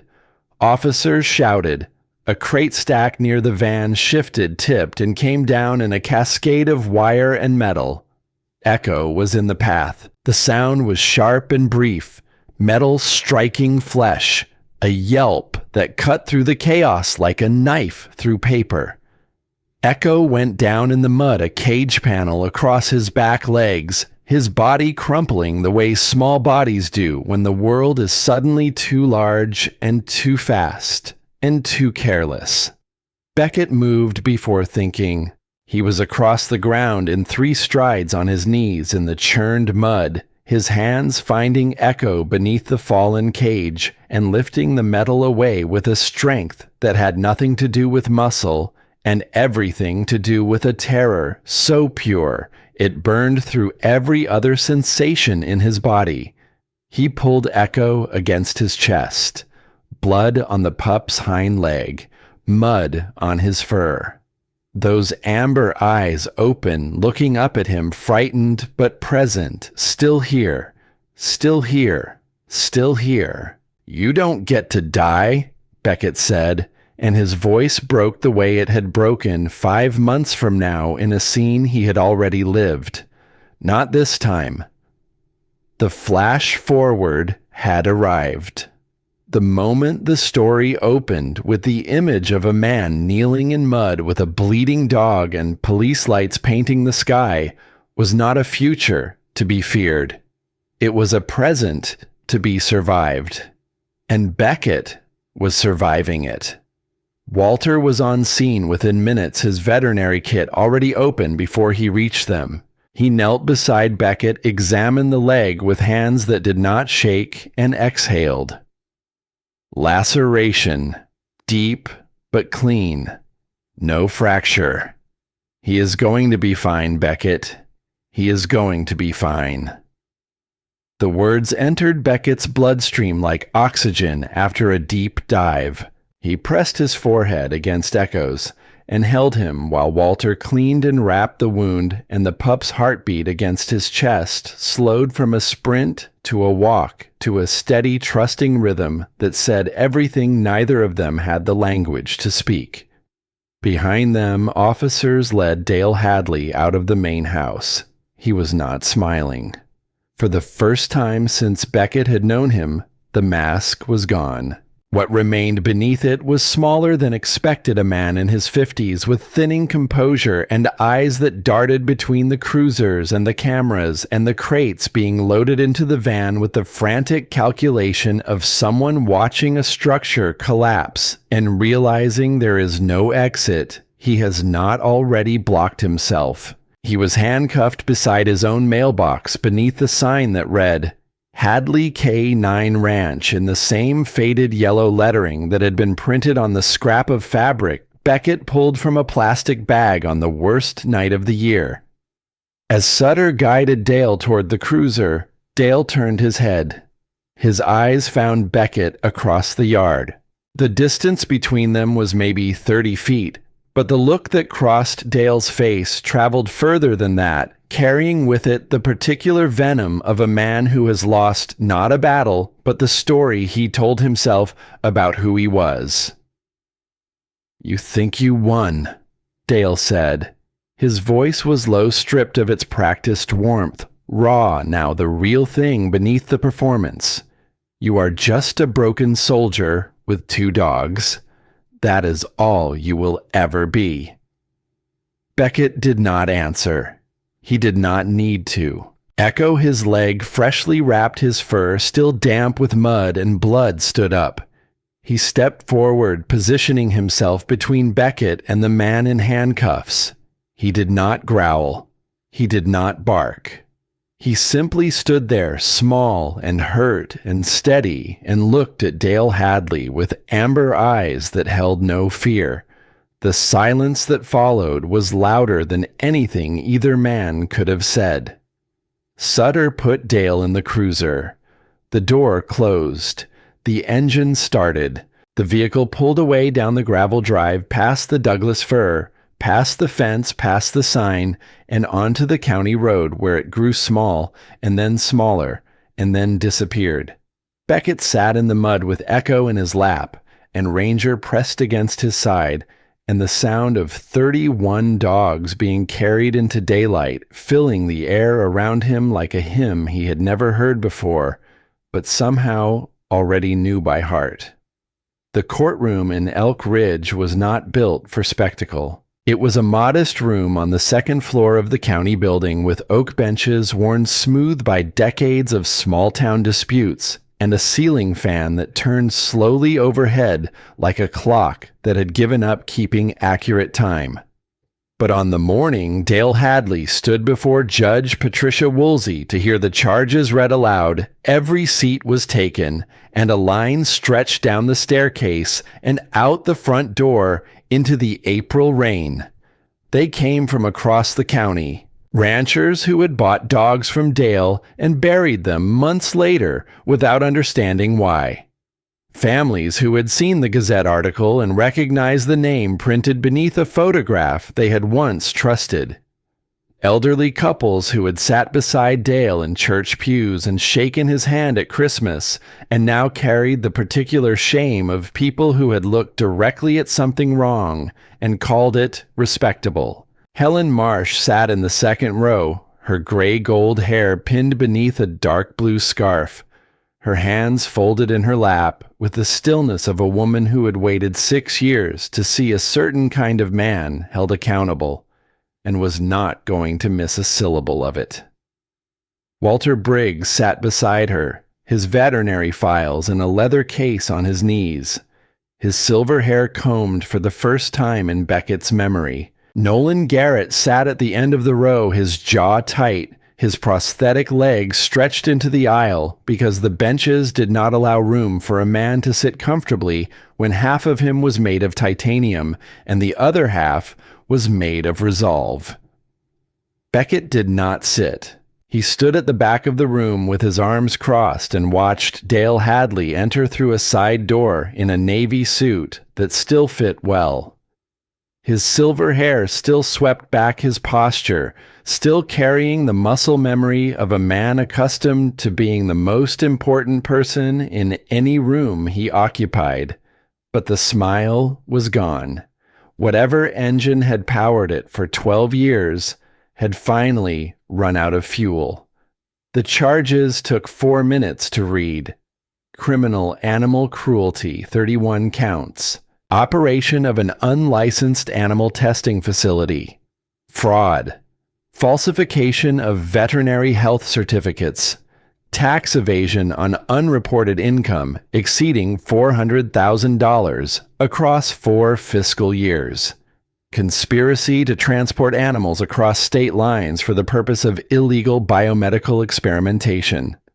Dale's attorney, a sharp-faced man from Casper who charged by the quarter hour and looked like he was already calculating the bill, entered a plea of not guilty and requested bail.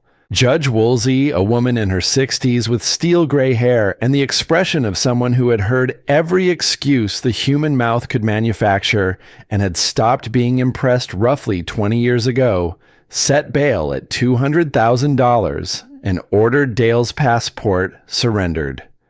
The trial would come later. The evidence would be presented, argued, cross-examined, and eventually rendered into a verdict that the law required, but that everyone in that courtroom already knew. What mattered now was not the ending, but the moment. The moment when the man who had smiled through 12 years of suffering stood in a room full of people who had finally stopped smiling back. Beckett left the courthouse before the session ended. He stepped into the rain and stood on the sidewalk with his face turned up toward the gray sky, feeling the water run down his temples and along his jaw and into the collar of his jacket. It was cold rain. The last cold rain before spring took the valley for good. Echo was waiting in the truck, his nose pressed against the passenger window, watching Beckett through the glass with amber eyes that tracked every movement the way they always did. Ranger was asleep on the back seat, his paws twitching, dreaming of whatever Ranger dreamed of, which Beckett suspected was mostly blankets and the systematic destruction of anything made from wool. He climbed in, started the engine, and sat for a moment with his hands on the wheel. The courthouse was behind him. The ranch was sealed. The dogs were safe. Dale was in custody. The gears of the law were turning in the direction they were supposed to turn, slowly and imperfectly, but turning nonetheless. And yet, the 31 dogs that had been recovered from the ranch still needed somewhere to go.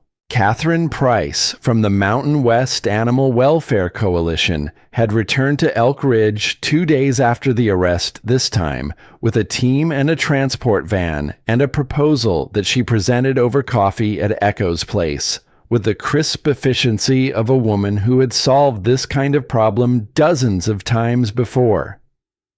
"Our facility in Denver can house all of them," she said, setting a printed document on the table between her cup and Beckett's.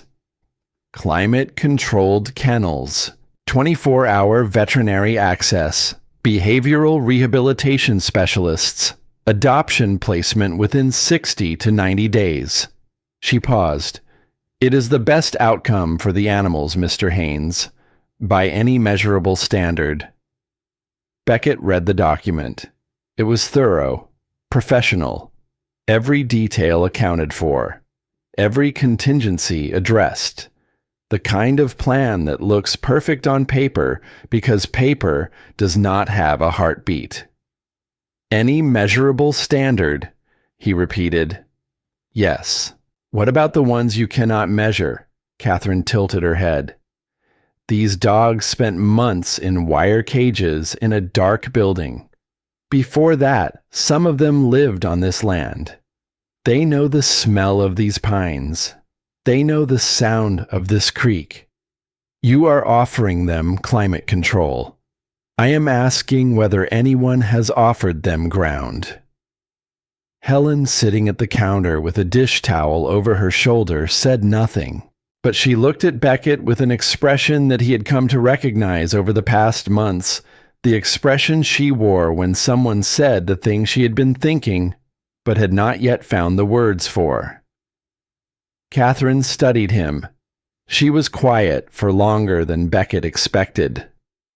"What are you proposing?" she asked. 40 acres, deeded to my father, passed to me.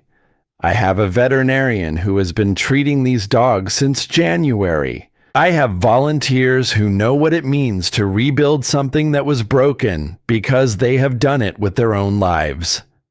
I am not offering a facility, Ms. Price. I am offering a home. And I am asking for 60 days to prove it can work." Catherine looked at Echo, who sat beside Beckett's chair with his chin on the table edge, his amber eyes watching her with a calm that bordered on judicial. 60 days, she said. I will need a plan, budget, layout, veterinary protocols. The dogs requiring immediate surgical intervention go to Denver for treatment and return when your infrastructure is ready. Fair. And I will inspect personally at day 60. If it is not viable, the animals transferred to our care. No negotiation. Agreed. They shook hands. Catherine finished her coffee, told Helen the pie was the best she had eaten in Colorado or Wyoming combined, and drove back to Denver. Beckett sat in the empty cafe after she left and looked at the document on the table, and the magnitude of what he had just committed to settled over him like a second roof. Helen came over with a fresh cup and set it in front of him. "Well," she said, "you have built things before. I have destroyed things before. Building is different." "Not as different as you think. Both require knowing which parts are load-bearing." He looked up at her. She was smiling, the smile of a woman who has watched someone choose the harder path and respects them for it without needing to say so. Beckett drank the coffee. Then he went home and started building. Nolan arrived the next morning with his toolbox and a look that said he had been waiting for someone to hand him a purpose that fit. They worked side by side for 14 hours that first day, clearing ground, hauling lumber from the mill in town, digging post holes in earth that was still half frozen. They did not talk much. They did not need to. The sound of hammers and saws and the particular silence of two men building something they believe in filled the space between them better than conversation ever could. Walter set up a clinic in the old barn, which Beckett and Nolan rebuilt from the frame outward. Fresh pine walls, a poured concrete floor, a door that swung true. Walter stocked it with supplies purchased from a veterinary wholesaler in Billings, the bill paid by a donation that arrived anonymously in Helen's mailbox, with no return address, and a note that said simply, "For the dogs." Ruth Keller came on the third day. She arrived without announcement, driving a sedan that was older than most of the buildings in Elk Ridge, and stood in the yard looking at the construction with an expression that suggested she had made a decision and was not interested in discussing it. She was gray-haired, soft-spoken when she spoke at all, which in the 3 years since her husband's death had been almost never. She had stopped talking not because she had nothing to say, but because grief had filled the space where language used to live, and she had not yet found a way to clear it. She began helping Helen, baking, cleaning, folding blankets for the kennels, small tasks done with large care. On her fourth visit, Echo walked over to where she sat on the porch step sorting donated leashes and placed his head in her lap. Ruth looked down at him. Her hand moved to his fur. She stroked him for a long time, her fingers trembling, her eyes bright. Then she whispered her first words in 3 years. "You are beautiful." Helen heard it from inside the cafe. She set down the mixing bowl she was holding, pressed her palms flat on the counter, and cried quietly for 2 minutes. Then she wiped her face, picked up the bowl, and went back to making bread.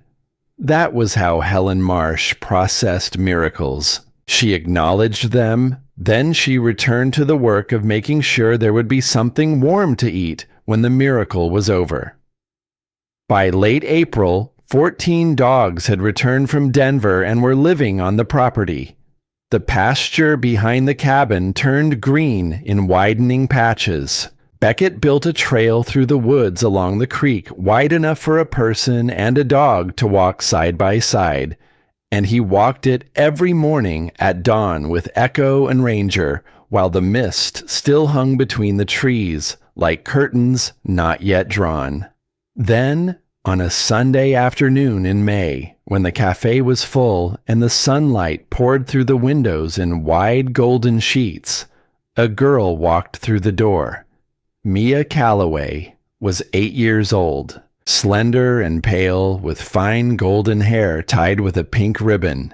She moved slowly, counting steps under her breath, her right hand holding a white cane that tapped against the floor with a rhythm as steady as a heartbeat.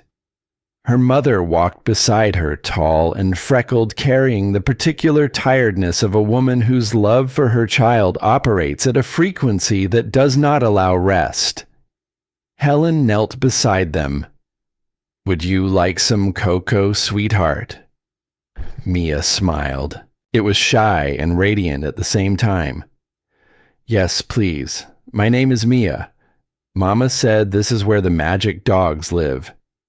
Helen pressed her lips together to hold back something that wanted to spill. Something like that deer. Beckett brought Echo over. The pup sat perfectly still in front of Mia. No movement, no sound, just presence, as if he understood that this human needed to find him on her own terms. Mia reached out. Her fingers found the top of his head, moved to his ears, traced the soft ridge of fur along his neck. She giggled when he licked her palm. "He is soft," she whispered. "Hi there." The cafe fell silent. Every conversation stopped. Every cup was set down. Every eye turned toward the girl and the dog and the space between them where something was gathering like a storm made entirely of grace. Echo looked up at Mia. His ears tilted forward.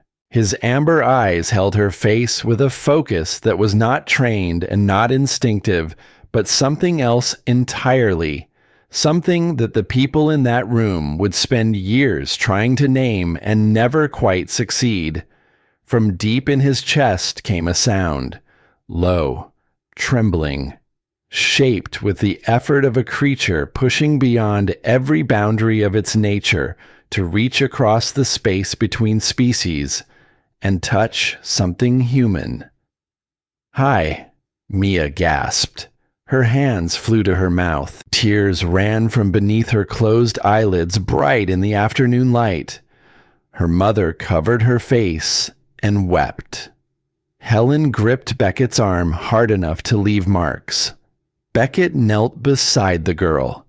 He placed his hand on Echo's back, feeling the warmth, the heartbeat, the steadiness of a small animal who had survived things that would have broken most living creatures and had come out the other side not hardened, but open, still willing, still reaching. "You have done good, Echo," he murmured. "You have done real good." The cafe did not erupt. What happened was quieter than that and larger. A room full of people smiling through tears, some crossing themselves, some holding the hand of the person beside them. A silence that was not empty, but full brimming with something that every person in that room recognized, even if they could not have defined it under oath. It did not matter whether Echo had spoken a human word. It mattered that a blind girl heard it. It mattered that a room full of wounded, hoping, ordinary people heard it.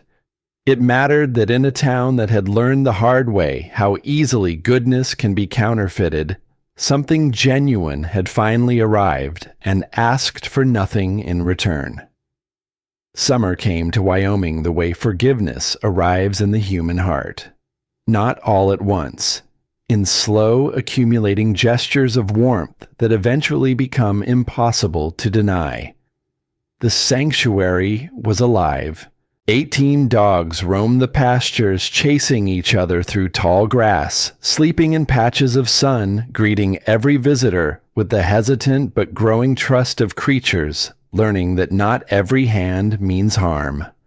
The trail through the woods was worn smooth now, a soft brown path between the pines that visitors walked in the mornings, and Beckett walked at dawn, Echo and Ranger at his side, the three of them breathing in rhythm with the creek and the wind and the slow turning season. Beckett stood on the porch one evening in early June, watching the sun drop behind the mountains. The sky was gold and rose, and the last long light fell across the meadow where the dogs were settling for the night, some curling together in pairs, some stretching alone in the grass, all of them breathing the easy breath of animals who have finally stopped waiting for something terrible to happen. Echo lay at his feet. Ranger's head rested on his thigh. Helen sat in the rocking chair behind him, a mug of tea in her hands, her silver gold hair catching the light. The sign at the trailhead read, "Echo Sanctuary, a home for the lost, the wounded, and the forgotten." "You did it," Helen said. Beckett shook his head. "They did it. I just listened." Listening is the hardest thing a person can do. Most of us spend our whole lives talking over the things we should be hearing. He smiled. Not the careful, rationed smile of the man who had driven into a blizzard 5 months ago. A real one. The kind that reaches the eyes and stays. Sometimes, Helen said quietly, her tea growing cold in her hands, I think God does not send angels with wings. He sends them with 4 legs and eyes that see through our pain and hearts that will not give up on love. Beckett watched Echo's ears twitch at the sound of Helen's voice. You sound like a preacher. Heaven forbid. Preachers explain things. I just bake and pay attention. He laughed. The sound carried across the meadow and mixed with the birdsong and the creek and the contented breathing of dogs who had learned that the world contained places where they were safe. The sound surprised him every time it came, the way light surprises a room when someone opens a curtain that has been closed for years. Echo lifted his head. Amber eyes met Beckett's. Between them passed the thing that had been there since the drainage pipe, since the plastic bag, since the moment a dying puppy pressed its nose against a broken man's wrist, and something in the universe shifted just enough to let both of them live. Some voices never fade, Beckett whispered. They just come back as echoes of love. Echo's tail moved once, slow, steady, a heartbeat. The sky deepened, stars appeared. Helen rocked, the chair creaked, and somewhere inside the cabin, in the drawer of the old desk that had belonged to Earl Haynes, a letter waited. Beckett had found it 3 days ago, tucked behind yellowed receipts and a rusted tin of nails. The paper was brittle, the handwriting slanted and firm. The ink faded to the color of weak tea. His father had never been a man of many words. Earl Haynes believed in timber and quiet and the weight of a promise kept, and he wrote the way he lived, plainly, without waste. Son, if you are reading this, then I am gone and you have come back. I always knew you would. Not because you wanted to, but because this place has a way of calling people home when they are ready. The cabin is yours. The land is yours. But neither one is alive unless something breathes inside it. Find your reason to stay. The rest will follow. Dad. Beckett had not cried when he first read it. He had stood in the dusty kitchen with the paper in his hands and Echo at his feet, and felt something inside him shift into place with a sound so quiet only his bones could hear it. The sound of a breath released after being held for 21 years. Now on the porch with the stars arriving and the dogs settling and Helen rocking and the whole of Wyoming spread before him like a hand held open in offering, he understood. The cabin was alive. The land was alive. He was alive. And the reason to stay was breathing at his feet, amber eyes closing in the fading light, trusting him the way only a creature that has been rescued by love and has rescued by love in return can trust, without condition, without question, without end. He leaned back against the step. He looked up at the sky, the same stars that had hung over Kandahar, over the cabin when he was a boy, over every road and loss and frozen night that had led him to this porch at this moment. They did not explain anything. They did not need to. They were simply there the way grace is simply there, steady and ancient and indifferent to whether or not we look up long enough to notice. Beckett noticed. The night settled over Elk Ridge like a blanket drawn up by gentle hands. The creek murmured. The pines breathed. Echo slept. Ranger snored. Helen's tea grew cold, and she did not mind. In the cabin on Pine Hollow Road, where a lumberjack built walls strong enough to outlast his lifetime, and a soldier learned that the smallest creatures carry the largest truths, the story found its rest, not with a shout, not with spectacle, with a heartbeat. Steady, faithful, home. If this story touched you, share it with someone who needs to hear it today. Leave a comment below and tell me where you are watching from. And subscribe so you do not miss what comes next. Because sometimes the miracle you have been waiting for is closer than you think. May God bless you, your family, and every living soul brave enough to choose love over fear.